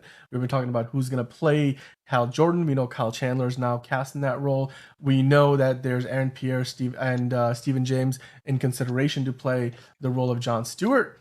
But now, John, I did want to ask you, what did you think about the news that the show has found a director for its first 2 episodes? 2 episodes, the first 2 episodes, which will set the tone for what this show is going to be. So while you might think, oh, it's a TV show, what's the big deal with finding a director for a TV episode? It means a lot, because this will help kind of set the bar for what's to come, in later episodes. Kind of like the first episode of The Penguin. Blew me away, and I'm like, you know what? I just give me more. And so how valuable do you think it is to get the right person for the job with the first episode? Yeah, I think it could really set this on, because sometimes you can really get I know Rachel Talalay is a very good television director. She does a lot of epic feels. Graham Harper, you have those in common is is my Doctor Who poster, because guess what? James Hawes is a Doctor Who director. So, I had to bring in those because and that's perfect. That's perfect. I know I talk about Doctor Who a lot, and there he is. There's Matt Smith, the best Doctor. I agree. But I agree with that. It just James Hawes, it works because he works on Doctor Who. Doctor Who is a cosmic show. It's about space. So it weirdly works, and it's weirdly fitting that he would be brought in to, work on Lanterns. So honestly, and Slow Horses is, from what I've heard, as well. That's like his most recent. Dude, Slow thing. Horses is one of the I've heard best that's an shows on excellent TV show. right now. Yeah. I don't know, Liz, if you watch Slow Horses, but you need to check it out. It's on my Apple TV list. Plus. It's won all of these So awards good. already. Yeah, So it's on my good. list for sure. Holy Yeah. cow. But yes, go ahead, John. I just wanted Yeah. to No. Yeah, that's fine. Like James Hawes has directed some great episodes of Doctor Who. Like he did the Empty Child 2-parter. Again, only Doctor Who fans will know what I'm talking about here. But he directed a lot of the Empty Child 2-parter. He directed the Christmas Invasion, New Earth. Like School Reunion is another great episode he did. And so he only did like a couple in like 2005, 2006. But he directed a lot of damn good episodes that are like New Earth was like Earthbound, like an Earthbound episode, but it was like also like very out there and fantastical. So like that like really works. And like Empty Child showcased like a very dark, like his World War II, like a very dark, downtrodden, dreary London. So that like it shows his, and then Christmas Invasion was an episode that took place, in modern London. And that also worked because, I will, because she sucks. But like, I mean, it's not saying much. There has been only 3 live action Harley Quinns, so there's not a ton of competition. But yeah, so I think James Hawes is definitely a good choice. I think he will do, I think he'll do a damn fine job, and I think the Lanterns crew are lucky to have him. Yeah, it's gonna be great. I mean, in television, episodic directors don't always hold the same level of influence over what a TV show looks and feels like as in a movie. However, nowadays TV shows are more and more serialized than ever before. Mm-hmm. So, bringing in big name directors who've got a lot of experience, and for TV directors to move on to doing movies is becoming more of a common occurrence. So to that end, I do think James Hawes and bringing in somebody with the background, having done Slow Horses, an amazing TV show on Apple TV Plus, it bodes well for Lanterns. That the first 2 episodes are going to get off to a good, solid start, and the scripts hopefully are good, and then from there they can just pick things up and keep on going.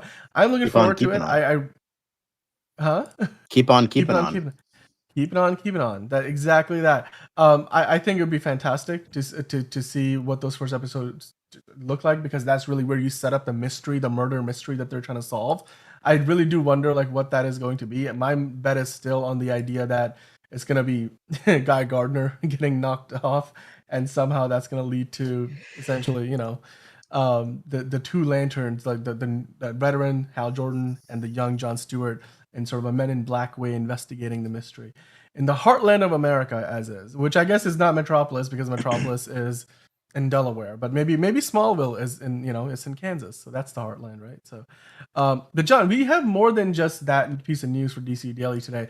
I did want to kind of jump into since we're on the topic of Lanterns, I did want to touch upon a little bit more regarding the show.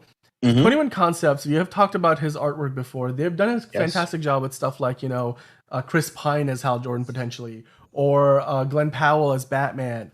But now that we know that Kyle Chandler... Sorry to I know Kyle Chandler, but like they've also done Adria Arjona as Wonder Woman, and that's also really good art, by the way. Really, really good stuff. And now, of course, we know Kyle Chandler is gonna be Hal Jordan, so it only makes sense that you get some early, concept art. And as always, 21 Concepts doing a fantastic job. He looks the part. I think that works. I mean, I think that works. I'm only doing that to piss off Lenny at this point. It's almost like with the mask on, he almost looks like Tom Cruise. I do say almost, but a little bit, a little bit, right? A little bit. Yeah. Yep. I mean, the Watcher's saying still would have loved Pine, but Chandler's gonna kill it. I agree. I think he will. And the concept art, Han Solo. Casey is saying Han Solo. I mean, if he were to go back in time, maybe Harrison Ford could have played Hal Jordan. Maybe. There is actually alternate reality movies. They make AI generated stuff. I know AI generation are evil and all that shit. But they actually did like an alternate like DCEU back in like the 70s and 80s, and they had Harrison Ford as Green Lantern. It was actually really cool. That would have been nice. Well, once upon a time. But hey, we've got lots more to discuss beyond that, John. We were talking about the Joker Folie Do score earlier. Holy crap, it crashed so hard. And this post is outdated. 10 hours ago it was sitting at 54%. And now it's just, yeah. If you guys haven't, been watching the whole show, we have discussed this in detail. Go back and check it out. It's like every time I refresh the page, the number goes down. It's 33% now with the tomato meter and 35% popcorn meter.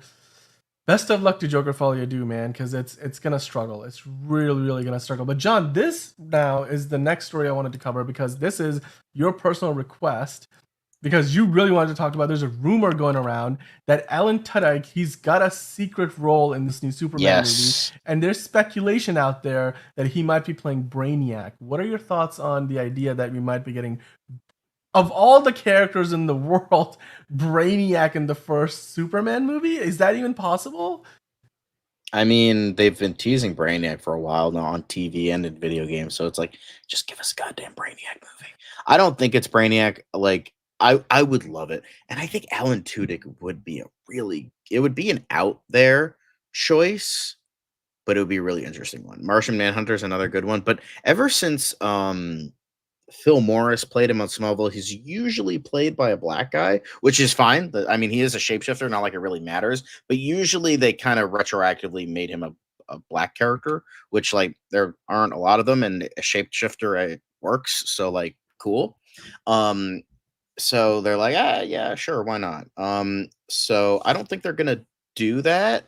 But I like Martian Manhunter. He would be great because I mean, he plays an alien on Resident Alien, so like it kind of work, and like all that. So I think that would be really cool. I think that would be a lot of fun because the man has range.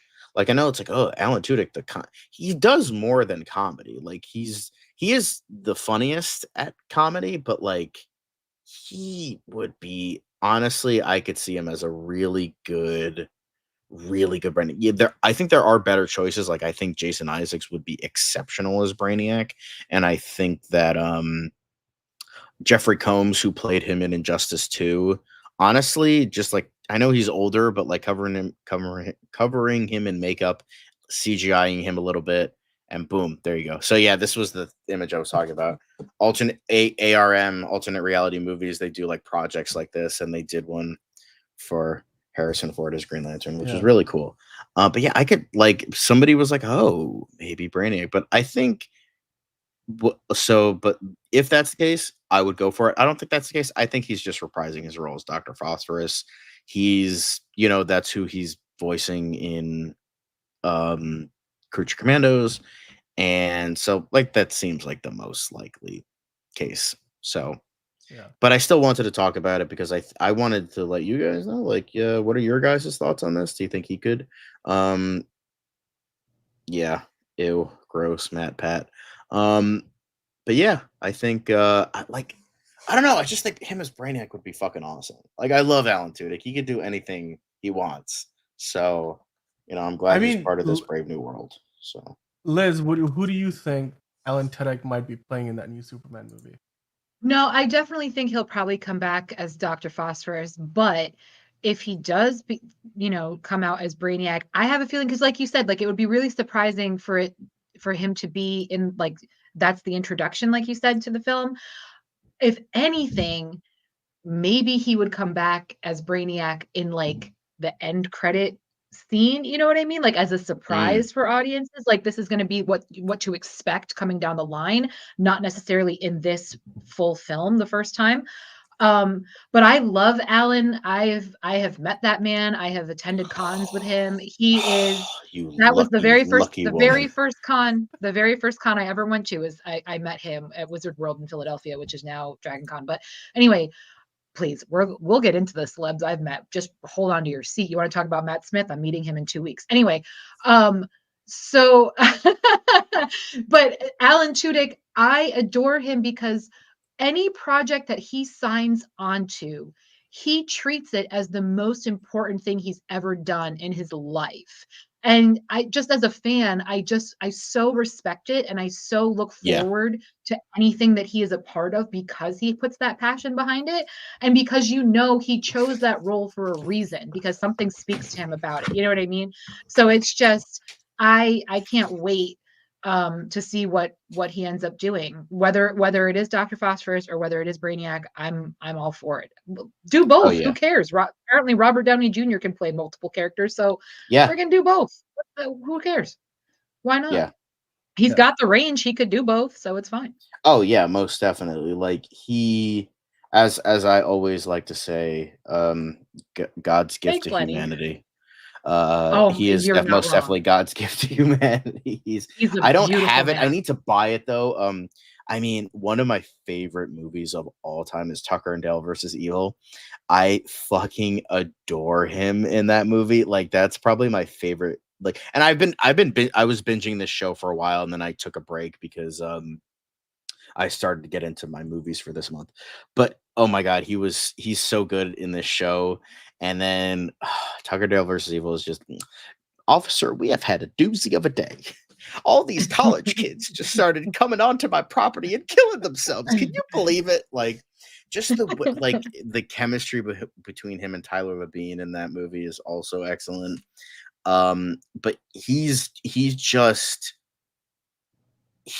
raises the bar of everything. He could be in the shittiest direct-to-video bargain bin garbage, and he will still give 150%.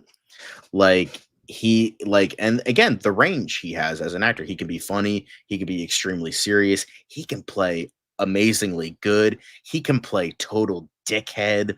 Like, he's just and then on top of the fact, like, his voice acting is really good. But like his role as Mr. Nobody, which is mentioned in the Polygon article, and I know Hunter Iggy mentioned Mixie Spitlick. Another great, Alan Tudyk would be excellent as Mixie, so he would be so good, although very misspelled.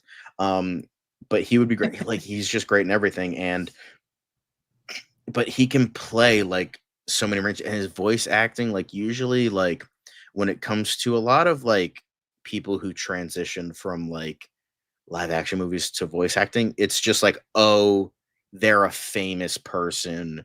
We like Anya Taylor-Joy or Chris Pratt playing Princess Peach and Mario in the Super Mario Brothers movie. I think they did a good job, but like rarely do you get like a famous person actually putting on a performance for a voice acting, because more often than not, it's a paycheck for them. But he doesn't. You mean like Jack Black?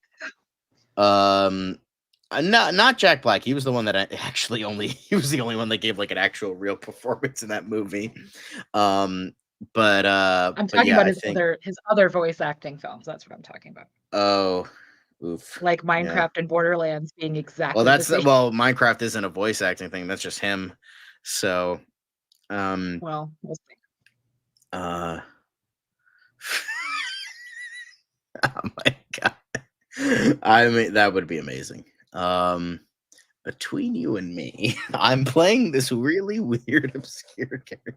Imagine if like nobody believes him, and then it's actually that. Like, he's just like this pretentious French guy, and he has like a little itty bitty mustache, and he's just like, he does like the most over exaggerated French accent. That would be hilarious. Like, oh, hello, Jimmy. How are you? Oui, baguette. But yeah, like, no matter what he does, Brainiac, Dr. Phosphorus, Mixie Spitlick, Martian Manhunter, Alan Tudyk he's who we need to send. Like, if aliens come down, they're like, take us to your leader, I would say either Alan Tudyk or Keanu Reeves or Weird Al, one of the three. And I think that we would, not die from that case.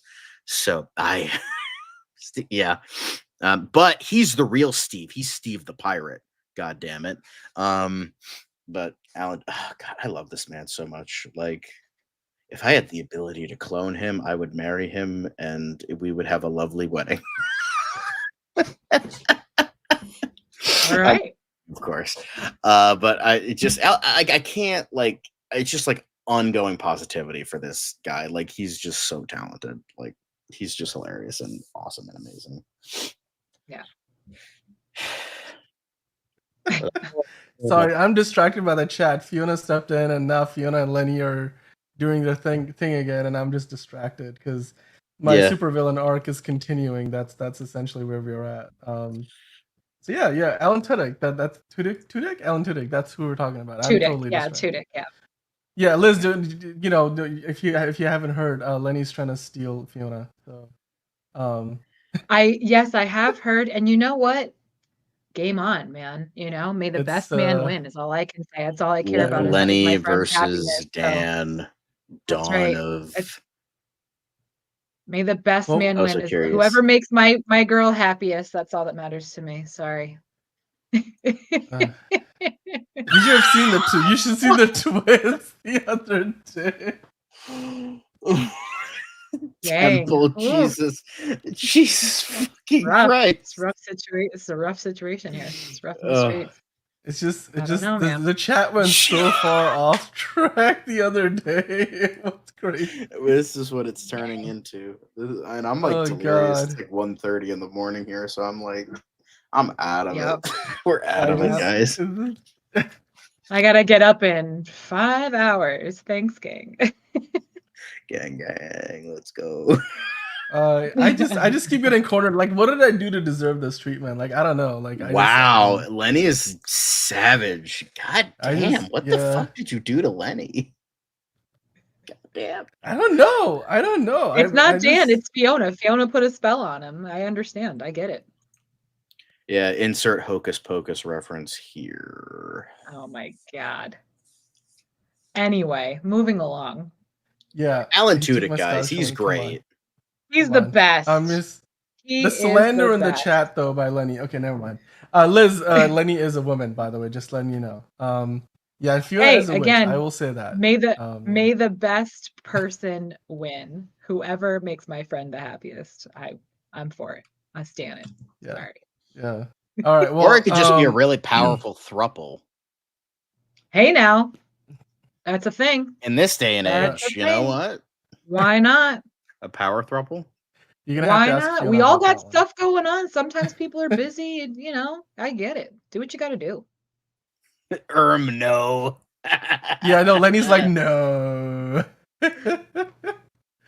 By the way, Temple was saying Martian Manhunter needs a really deep voice, like Kratos-esque. Yeah. So maybe like, Christopher Judge, like from the Stargate franchise. Judge, or like Tony Todd, Keith David, maybe somebody like that. Yeah, like Alan Tudyk would be a good voice for Brainiac, but not maybe Martian Manhunter. And then I think Hunter Iggy was saying, what about voice actor who voices Kratos for Brainiac or Mongol, Christopher Judge? Exactly. I think that would be a good. Yeah. Now Lenny's telling you. Go to sleep. Lenny's telling go to sleep. To be fair, for all of us, it's 1:30 in the morning. Yeah. For you, it's like 6:30 in the morning. Get out of here.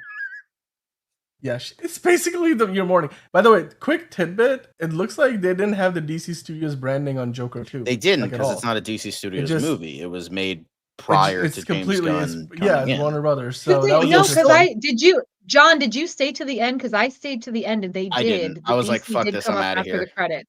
No, DC did come up after the credits. I will say so. No, but it's based on DC characters, not like. Right. It didn't have the DC Studios logo, but you'll still have Snyder cultists blaming and that's the James old Gunn DC. And be like, oh, the first movie of James Gunn's thingy is a failure. It's like, it wasn't his fucking movie. So like, Todd Phillips said, he's like, there was literally nothing of Gunn in this movie. So like, shut the fuck up.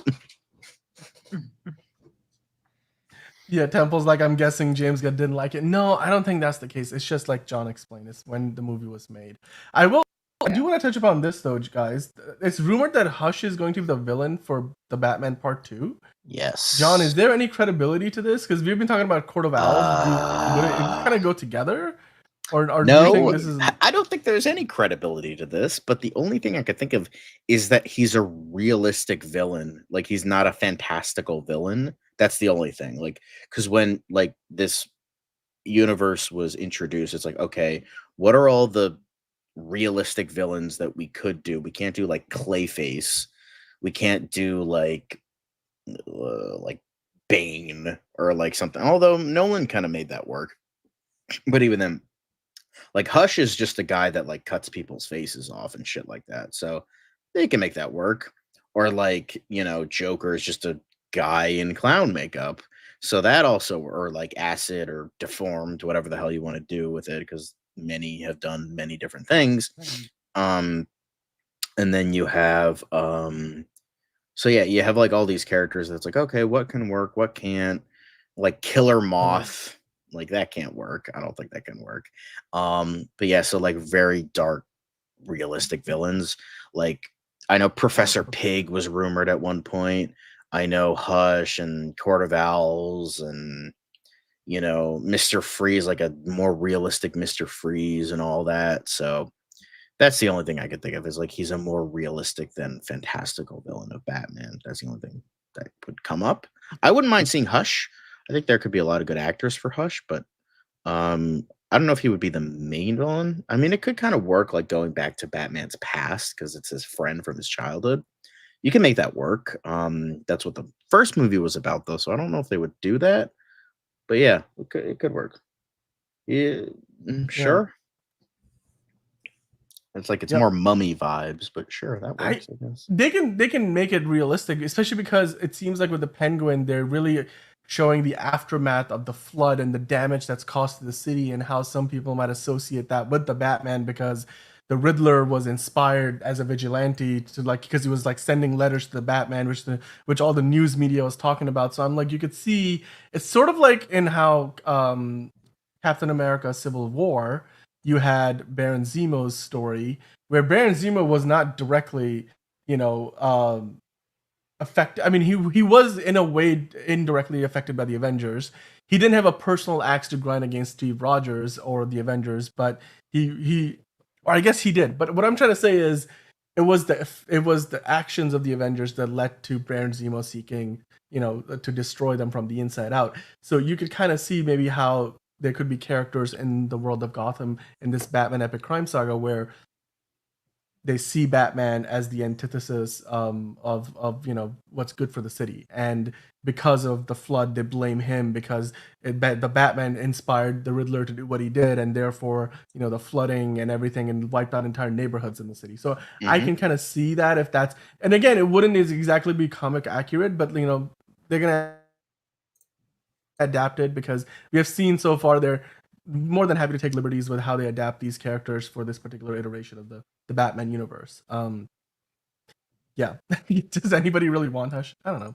I mean, I wouldn't mind it as something different. I'm fine with it. I dig it. I'm fine with it. Yeah, it's not like the Joker, the Riddler, Two-Face, Bane, like characters we've gotten before. So but you have to also consider the context too. Like, do we want Hush in like Christian Bale's Batman? Not necessarily. Do we want Hush in Val Kilmer or George Clooney's Batman? Not necessarily. But I could see it working in our Pat's Batman. Yeah. Yeah. Yep. Well, that was the other big story from DC I wanted to touch upon. But there is one other thing. So I wanted to ask you guys: are you guys enjoying the Penguin so far? Have you guys seen the first 2 episodes? I know, John, you have. I still haven't watched it yet. John has. I will not be until right before I go to Comic-Con because I am going to be in the Penguin panel the very first day. So I will be watching the week prior to that. So next week I'll be diving in. Nice. It's a great show. Like you got to let us know because the first 2 episodes are blowing my mind. I mean, it's so much better than anything I have expected.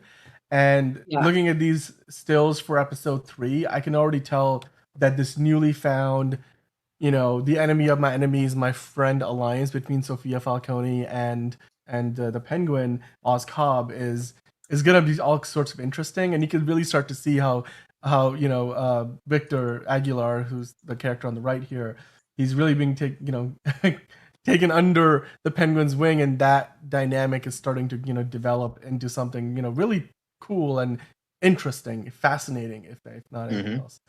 Liz has not. Well, I will say so. Where is this conversation going in the chat? Sorry, go ahead, Liz. So the new episodes drop. I can't see the full conversation. I can only see like highlights here and there. So I have no idea what's going on right now. But I appreciate that I'm in the conversation, I guess. Thank you, Fiona. Love you. Anyway, what I will say is the new episodes drop on Sunday, correct? Yes. Yes. Yep. Okay. Sundays at 9. So the panel, it's the first panel pretty much of New York Comic Con. It's going to be on Thursday at 11 a.m.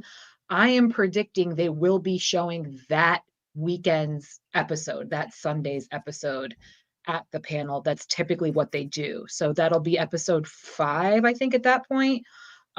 So that's what I'm hoping for. I'll keep you posted. I'll let you know if that's what happens, but I have a feeling I'll be catching up at the panel, which would be freaking sweet. Yeah. So we'll see. No, it'd be fantastic. There are critics who have seen the entire series already, and they're just like, saying this is the masterpiece. And so far, everybody who has seen the first 2 episodes are like, yeah, it is. And the audience, the ratings have been going up. So it's just continuing to do better and better. And I'm just excited to see where it goes from here, because it's just been so good already. I mean, and I love there was a reference to No Man's Land, not just the suit, but like somebody actually said the words, "It's No Man's Land out there." So I'm like, it's already a reference, because it's like Gotham is like kind of fucked like it was in No Man's Land, but instead of a earthquake, it was, it was the flood, and the government didn't blow up all the bridges to Gotham, so we have to wait for that first. But yeah, we already have gotten No Man's Land vibes in this show and in the film a little bit. So yeah, it's definitely like it's definitely inspired by No Man's Land. Like it's definitely we're getting those vibes, and it's just like it's honestly just I have the story. I haven't read it yet, but I do own it. So I think that's like, damn, that's just like it's just cool. It's just cool, Yeah. Okay. Which version? All right. Danny DeVito, maybe? No. She says, I like a man in the Jersey Mafia. Like, of course. Okay, I did not know this. Yeah, that's fair. You know what? I have that's... always wanted to be a mob wife personally, so I get it for sure. All the furs. Lenny's like, I can be a man in a Jersey Mafia. Jesus. This is taking a turn, gang. So close. But you guys can definitely just cross promotion. You can check out John on the Geek Informant, because he did a much longer review even than what we probably did on the Joker, Folie, and Megalopolis and all the other movies. And then Liz and Fiona, not on my new personal episode dropping channel, of. But... Oh yeah, but also you can check them out on Geek Informant. And then for Liz and Fiona are doing an episode on their Try Not to Curse podcast, which is on Spotify. And they talk about it's everywhere. It's everywhere you listen to your podcast. It's everywhere. I'm on 12 different platforms. So wherever you stream, wherever you listen. But yes, Fiona's 3rd appearance on the podcast is going to be next Friday at noon. Ooh, that's very nice. Lenny's getting excited now. Lenny, get to know your girl. Come on, join she's been in season 1, and so far she's been in 2 episodes of season 2, and she's gonna be in a 3rd episode this season as well. I mean, I've been on the podcast. I hope to be on there again. That would be fun. And you will be. That's happening. Yeah. I'll invite myself. I'm trying to get John on. No, I invited you last time. Thank you. I'll get John, myself you're absolutely invited. We can talk Doctor Who if you want. I met David Tennant last year. So yeah, I was so close to meeting Sylvester McCoy. So close, but alas, it was not meant to be. But I did meet a Flash, and I did meet at Terrificon last year. I met Jeffrey Combs. I met John Wesley Shipp, and I also met a couple years before at New York Comic Con. I met Sean Astin and Billy Boyd. I've met them. Yep. And and then I met Cal Dodd. I was like with my friend. I met Sean Patrick Flannery. Who else did I meet? Yep. I met a bunch of like voice actors I don't know, but I was with my friend who was like trying to get like autographs and pictures. So I'm like, hey, I've technically met them. But yeah, Cal Dodd's a really cool dude. That counts. Yeah. I haven't met James Gunn, but I've met Sean Gunn. So Yeah, what I wanna do because Sean Kurt. Gunn. Oh, Kurt from Gilmore Girls. Yeah, he's so good. Yeah, He's so good. That's right. That's right. So good. And I told him that. I said, I have loved you since Gilmore Girls. I am Kurt not. Gilmore I'm Girls, not on the yes. Marvel bandwagon. I've loved you since Gilmore Girls. I told him that. My favorite I part would- where he drives the car into the diner. That's so good. And he's like, "I'm gonna consider suing you." I'm like, "Okay, sorry." But yeah, Sean Sidetrack. Gunn. I would love to meet Sean Gunn. Oh, thanks. I appreciate that. But I would love to meet Sean Gunn because a friend of mine, my friend Mark, absolutely fucking despises James Gunn with every fiber of his being. That's So I would funny love as to get an autograph from Sean Gunn, and it's the closest thing, because Sean Gunn actually does like convention circuits. James Gunn doesn't really So do that unless Sean, it's like I will say promoting something. Sean is like really socially awkward. I will say, like So am I.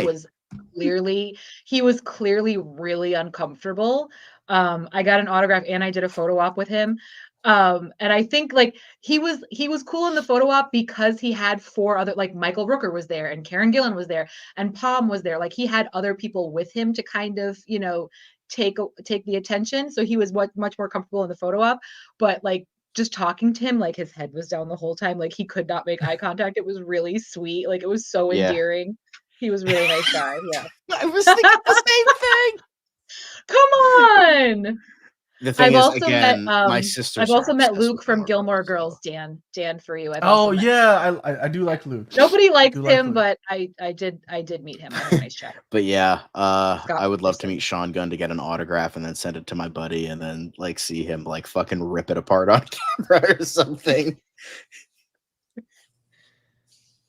He Yeah, never thank he you, never does Temple. the chats. He usually comes in with the comments like restore the Snyderverse. Yeah, you hack. Aw, shit. Yeah, we do. All We do watch right, it now together. it's all good. cute and shit. All right, we get it. You're all happy and love and stuff. I will say, Dude, Dan, hey, there yeah. is a Gilmore Girls advent calendar out this year. I'm just saying, if you want ideas for our gal Fiona here, just Oh, okay. you gotta need to send me a link or something. how did we get here? I will absolutely send you the link for sure. But anyway, we have other Yeah. things. Gang, it's freaking, what time is it? Yeah, no, Holy we It's like gotta almost gotta 2 in the move morning. along. we gotta get Listen. It's crazy. It's but yes, Fiona wants to know that you met Luke. I'll send you the and selfie. yes. Yeah, I met him in Rhode Island. Yes. Fiona says she's so charming. I can attest to that personally. She is very charming indeed. And yeah, Temple coming to my aid. It's like I'm on trial. It's like I am Arthur Fleck and I'm on trial. And Temple's testimony is, yes, I did nothing wrong. I did nothing wrong. And you know what? We do appreciate you guys for letting this trial play out live. We still have lots more to get into though, because guys, we had to talk about this thing on the MCU side of the world of comics. So I don't know what to do about this piece of news. Apparently, after practically ruining the Hulk anyway, now they want to get a successor for the character. What are you talking about? Practically ruining the Hulk? What are you trying to say? What do you mean? I feel like talking they're about like really She-Hulk or no, like the Mark Professor Ruffalo Hulk. Hulk. oh, they just made him Like, wimpy. Yeah. He's just depowered to the point where the Hulk is not the Hulk that people want to I mean, they had to see. It's nerf like, him. I love majorly. him. He's a green teddy bear. He hasn't been good since Edward Norton. There, I said it. So wow. I will. The only that's thing I'll say about this, because I don't have a lot of skin in this game. The only thing I will say about this is I'm upset because I wasn't gonna meet this actor at Comic-Con this year, and now I fucking have to before he blows up and his prices go out of control. So I'm pissed off about this news because now that's one more person I have to freaking meet this year. I'm like, really? Thanks. When did this come up? I just saw this in the chat. Like, the thing is, if we talk about the gayest things I've ever done, it might be a little. Are we bit talking about too this? not safe for work No, for we're chat, talking- so I'm not gonna get into that. So let's not. Okay. Yeah, if it's too not safe for work for this, which is already beyond not safe for work, let's not get into that. Hello. Okay, but John, I do want to get your opinion on this though. They're casting they're casting for the character. Supposedly, this is a rumor. This is not. This is a report from Daniel Rickman, who doesn't always get it right. And he's mentioned that they're casting Logan Kim, who was in the Ghostbusters movies, the two most recent ones, as Amadeus Cho. I might be butchering that. I would assume Amadeus, but yeah, Amadeus Cho. So that's meant to be a successor to the Bruce Banner Hulk. Yes. What project could he be a part of? How are they going to even make this happen? Is this meant to be like a Secret Wars thing? Also, like, what is going on? Again, I don't really know much about Amadeus, about that character, but the actor is really young. They probably want him to grow into it. If I were to guess, they probably want him to he looks like a baby. Like he's really I mean, young. he's about like 17, 18 now. So the thing he had a growth spurt in between Ghostbusters movies, because it's like Ghostbusters. I mean, listen, he could be a Spider-Man, sure, but I don't know. I don't see him being a Hulk. That's what I'm saying. Well, I mean, CGI will do wonders, but I think they probably want to sign him up, get like a young successor, have him grow into the role, and then have him, get the Hulk stuff. My friend has read some of his post Hulk stuff, and he said it's really good, and he's a good character. So I mean, I trust him on that. So I mean, this is an interesting choice. I'm not a big Marvel head. I haven't read a lot of Marvel, so I don't know much about this character.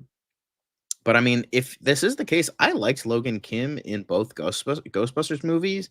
He was like one of those characters you expected to be really fucking annoying, but then he turned out to be like the heart of the movie. So yes, and let's not say that, because Logan Kim is, I still believe, a minor. So and if he is cast, let's not go into that. But I think he would do a really good job. He's just a good actor. I've only seen those two Ghostbusters movies. I don't know if he's done anything else, but he was good in those movies. And I think, if he, it's a good thing to do, like Marvel, sign him up early, like get him in there. And then like maybe during maybe one of the Avengers movies, maybe later, maybe in phase 10 or wherever the fuck this damn franchise is going, they can, sign him up. It's just I can see how Liz is just reacting to your opinion. It's just because like it's like, John, you love DC, and Liz is really a Marvel person. I just love this conversation. Sorry. Oh, John, he was in Kung Fu Panda 4. Yeah. Okay. Yeah. Good. Awesome. Great. And I will say the other thing he is known for is The Walking Dead, Dead City. Oh, he's been in that shit. But that's the only other like really like major thing that he's been in. But yeah, I like him. He's a good actor, and I think he's one of those like rising stars. I guess I hope so, because he's got a lot of stuff, and especially if Marvel, boom, blow that up. I mean, we'll see, because that's why I'm saying I'm pissed off, because now I absolutely have to meet him now. I think his autograph is like $50, like in Marvel. Oh my god, I love you, but you're screwing me. If his price goes up tomorrow, I mean, I'm never gonna watch any of these movies, but like, good luck to him. I hope this. Oh yeah, I swore off Marvel a long time ago. Yeah. I thought we could be friends, John. Fuck, man. Come on now. Wow. I will say now you might actually punch him. No. The only things I still watch the Sony Marvel movies. I will, and I watch. I'm gonna watch any future Spider-Man movies. Meant to be a redeeming. Never mind. Superman. Who gives a fuck about Fantastic Four? I want them to be good, you know but what? It's not gonna Okay. be good.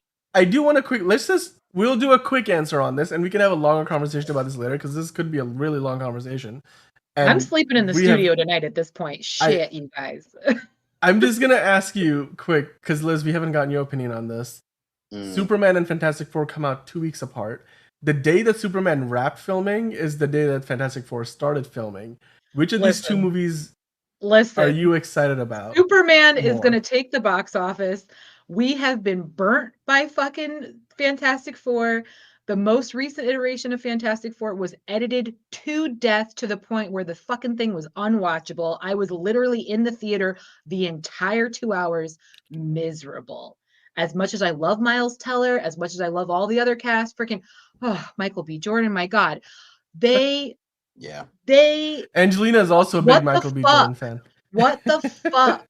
What the fuck is all I can say. They have ruined Fantastic Four for us. If anything, don't release it 2 weeks after. Wait another year. Like, button your shit up for whatever reason they continue. This is what Marvel does. That's the no, thing. sir, don't you, sir. Sir, don't you? They don't dare. Spend a lot of time on post-production. No, don't you go on. Don't you do that.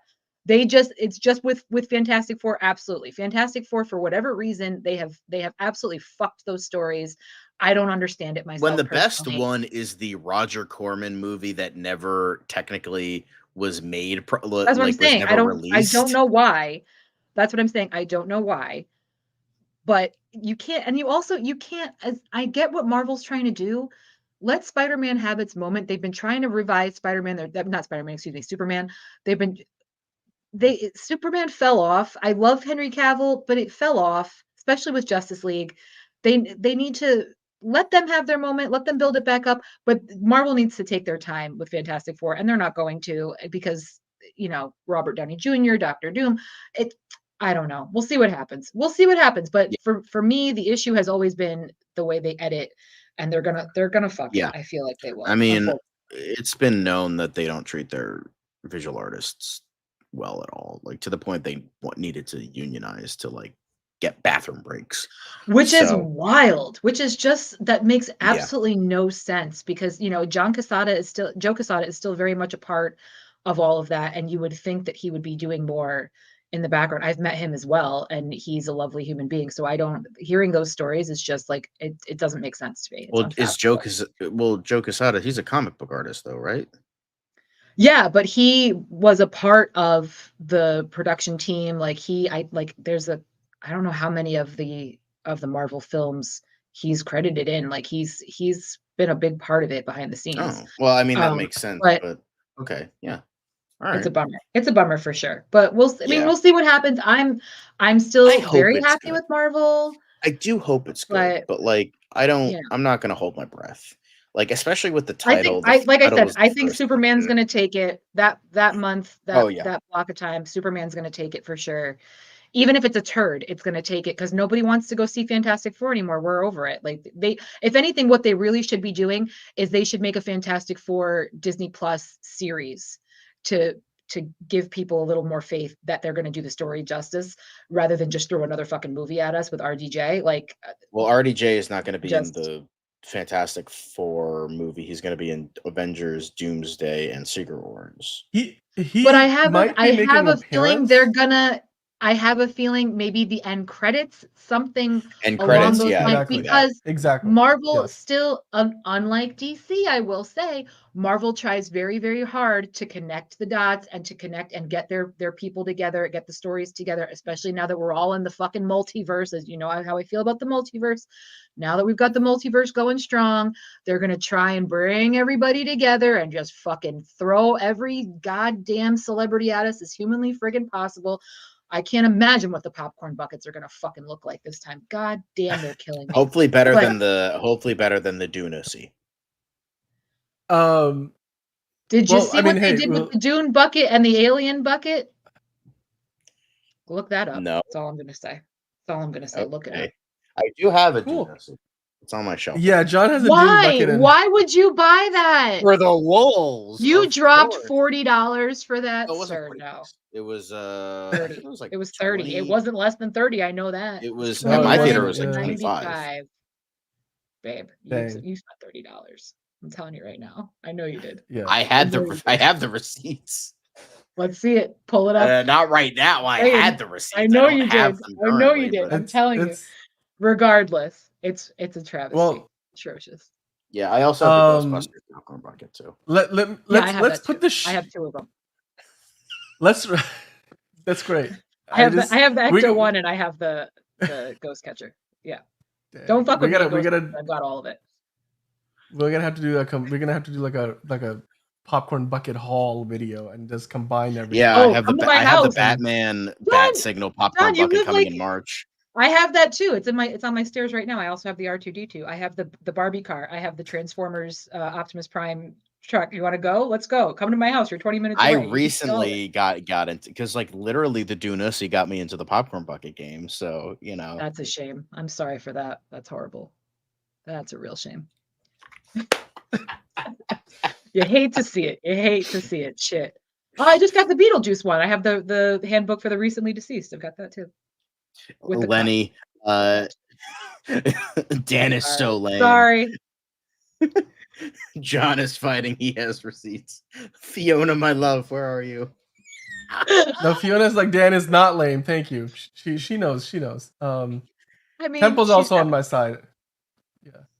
We're on your side. I'm on your side. Well, oh no, you're I'm on your, listen, I'm on your side. Yes. I'm on Fiona's side. I'm on Fiona's side. That's all. That's where I'm going to leave that. But again, Dan, you've been on the pod. You're going to be on the pod. Lenny, if Lenny comes on the pod, I might have to. We'll see what happens. That might be the game changer for me. We'll see. This is the John and Liz show. Let's be honest. Honestly, yeah. Because it's like it's probably where it's headed. Well, Liz is like, well, Angelina and Bridget aren't real like super nerds, so like unlike the two of us, so like, wow, it's you're told them on the bus on the air. I've been saying I love Angelina and Bridget. Dan, They're amazing. I love them both very much, but I've been saying this to John and Dan. Like this has literally been years of trying to find somebody to fucking talk movies about because nobody sees movies as much as I do, and like. John, I know you said you've been to like, what did you say, like 35 or something this year? Like something what was like your number? It was something really cute. I'm gonna say, but that was not me last year. I was seeing everything last year, but I got so burnt out. I don't know how you do it. I average around 165 a year, and right now I'm only at 98, which is really upsetting. But yeah, so but I never have anybody to talk movies about. So this is why we go on these tangents. It's fucking terrible, but I do appreciate it's 2.5 hours at this point. It's almost 2 a.m. Let's go. Lenny, come on. Yeah. Well, it is a love all serve all pod. We talk about everything. Just you wait till Fiona's episode drops next week. Oh shit. Yeah. Yep, it's gonna be fun. It's gonna be fun. Well, we always do this to end the show, which is looking ahead to the movie of the week next week. So let's do that. And the movie next week is gonna be pretty gosh darn fantastic. Piece by piece. Pumped. So pumped for this fucking movie. How good does this movie look to you guys? It's a Lego movie that is like a biopic of Pharrell Williams. It's so sick. It looks so weird, brilliant. But like honestly, it's fucking brilliant. They're trying so hard to like make music biopics like actually. No, this is like, all Pharrell. No. I'm saying no. I'm complimenting it. I love no. I like that. I like they're actually trying to make like he's trying to make like music biopics. Like actually, the fucking god, a Lego. What? Yeah, and you know I you know what I'm all for it. Like music biopics are just so like they're most of them are suck donkey dicks. They're mostly terrible, but like this one actually looks interesting. Trash. Yes. Fucking which one? Snoop Dogg is a Lego Buster. The Elton John one was horrible. Whoa, Rocket Man was excellent. What are you talking about? Not after Bohemian Rhapsody, get out of here. Fuck Bohemian Rhapsody was terrible. Trash. Bohemian Rhapsody was what, sir? I love Bohemian Rhapsody. Garbage. Are you kidding me? I will see you outside AMC theaters, and we will fucking fight because honestly, I'll bring my machete. No, it's sir. Cool. Absolutely not, sir. Absolutely. Although the best music biopic is definitely Love and Mercy. Love and Mercy is like be all end all. That's all right. Amazing. Yeah. Fine. I mean, this looks like a lot of fun. I'll probably this looks like maybe the best. Yeah. You guys, if you haven't seen, people watching, if you haven't seen the trailer for this, look up the fucking trailer. It is the most Pharrell Williams shit ever. It's so fucking great. I'm beside myself excited for this. It looks so fun. It is cool as. I'm telling you what. Yeah, I've been a fan of Pharrell since pain. Neptune, so. Okay, we're going back to that, really? Yes. Lenny's like, it made me cry. I'm like, it made me cry from pain because of how bad it was. No, but this you're be ashamed of yourself. Anyway. Piece by piece, however, looks incredible. Looks amazing. Yes, it does. It does look right. very good. When I saw the trailer for this, I'm like, what the fuck is this? I'm like, It's honestly, I'm brilliant. down. I'm kind of down. Not gonna lie. Fucking brilliant. I mean, but God, Temple genius. is yes. Basically, the concept. So Temple was asking about this in the chat. The concept behind this movie is it's kind of like the life of Pharrell Williams, except as a Lego movie, which is never something like this has never really been done before. Like, exactly, it's incredible. It's incredible. There's like look up the trailer. Isn't there another movie with Robbie Williams? Like he's being played by a CGI He's chimpanzee a monkey. or something? He's like, an ape. Anything to make these it music looks biopics amazing. more interesting and unique. Sure, I'll take it. Fuck it. Such a again, this is such a fucking Pharrell Williams move. That the Robbie Williams biopic that trailer just came out, that is such a fucking Robbie Williams move to be like, I'm an ape, I'm a big fucking asshole. That's so Robbie Williams. Oh my God, that looks so sick as shit. It's gonna be awesome. They better not fuck that one up because that one looks wild. It looks so good. And honestly, I will say I am gorgeous. Your biopic. I am stoked for Anton Fuqua's Michael Jackson biopic. Honestly, that might be pretty damn cool. We'll see. I have mixed feelings. We'll see. I have mixed feelings too, but like I think Anton Fuqua will make it worthwhile and make it interesting. I mean, his nephew is playing him, so yeah. Well, that's the thing, though. Are they going to be honest? That's the thing. Michael Jackson was my whole world. Turns out the man's a monster.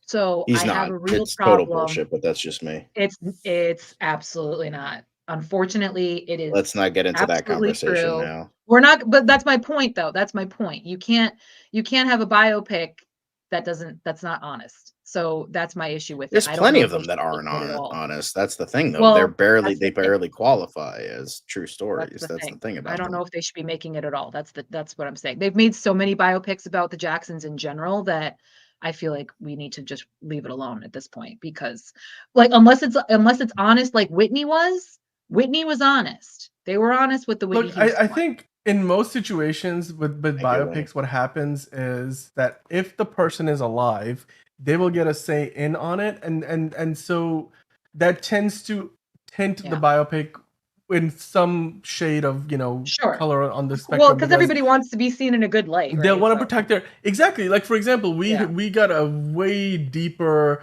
more raw look at Freddie Mercury in the Bohemian Rhapsody movie than we did. We really fucking didn't. No, it was sanitized, yes, but it was still that's an understatement. No, it was. It absolutely was. But it was still much more of a well-rounded character than all the other members. The thing is, it put all the other bandmates on a pedestal. That's the thing. That was one of the major things I didn't like about Bohemian they were all Rhapsody, alive. though. Because let's make us like, we didn't do drugs, we did all the right things because we're so amazing. Freddie Mercury. I mean, he did call out. No, they did call out the band members for like infidelity and shit like that and adultery. So let's not say that they were shown in the best light. But no, I agree that Well, We'll see what happens. I mean, this looks fantastic. Piece by piece looks incredible. It looks incredible. Yes, and it's past Fiona's corgi. It's past Zelda's bedtime. Everybody, we cannot keep all Zelda of our up any bedtimes, longer. babe. Real. Honestly, my bedtime is like 6 a.m. now. That's when I'm waking up in 4 hours. So, guys, we apologize. It's been a fantastic show. I knew what I was getting into. Yeah, it's honestly, I'm getting paid for this, so I don't mind. Nice. I'm getting paid by the hour. Let's go, guys. We're gonna get you on this show more often. Liz, we'll do the same. Happy to. Yeah. Happy to. Yeah. Appreciate you guys. This is fun. And we can do this earlier in the day too. We usually end up doing this later in the day because all of our schedules don't line up during the day. But we can always do some episode earlier in the day. My schedule's all over the place, so we'll figure it out. Yeah. Yeah. I mean, as always, guys, thanks so much for stopping by, and it's been a fun conversation. This is the longest show we have probably done in years. I'm on this so channel. sorry. So no, we're both. But it was fun. It was engaging, and we had so much to talk about. We talked about Joker, Folie, Deux, The Wild Robot, Megalopolis. We talked about Piece by Piece. We've talked about the Batman. We have talked about all the DC topics: Lanterns, Joker, Folie, Deux. I already said that. We have talked about the Penguin. Even the Hulk. There's a new Hulk maybe in the MCU, like the fifth Hulk character they've introduced in the past 3 years. So there's so much to talk, get into each and every week. And as always, thanks to you guys in the chat for keeping it engaging. And as we always like to say, hit that like button on your way out, hit the subscribe button if you haven't already, and then hit the notification bell. Comment if you want to know when we go live with another show. We do DCU Daily Monday through Friday live on the channel, and then we have an Also Curious show once a week where we combine it with DCU Daily. So we'll be back next week on Monday. We're going to start the week off with another review of The Penguin. Episode 3 comes out on Sunday, so we're going to be watching that. And then the rest of the week, we'll have more episodes of the DCU Daily, and then hopefully we'll get Liz back on for another episode of Also Curious. So many more movies to talk about, piece by piece. God, if you are that excited about it right now, I can't imagine what that review is going to look like next week. I'm more excited for it than Terrifier 3. That's what my friend really wants to see, and I'm like, oh, God. Yeah, nobody wants to go see that. I'm sorry. I'm hoping we get a cool popcorn bucket for piece by piece. That would be great. A nice Lego popcorn bucket. I want a Lego build popcorn your own bucket. popcorn bucket. That would be perfect. Well, okay, but that's not Lego pieces all over the theater floor. I'm just thinking about the. In theory, it works, but in practice, not so much. Much like the show, in theory, it works, and in practice, not so much. And on that note, we will see you guys on the next episode of DCU Daily. Until next week, guys, have a great weekend, and we'll see you on the other side.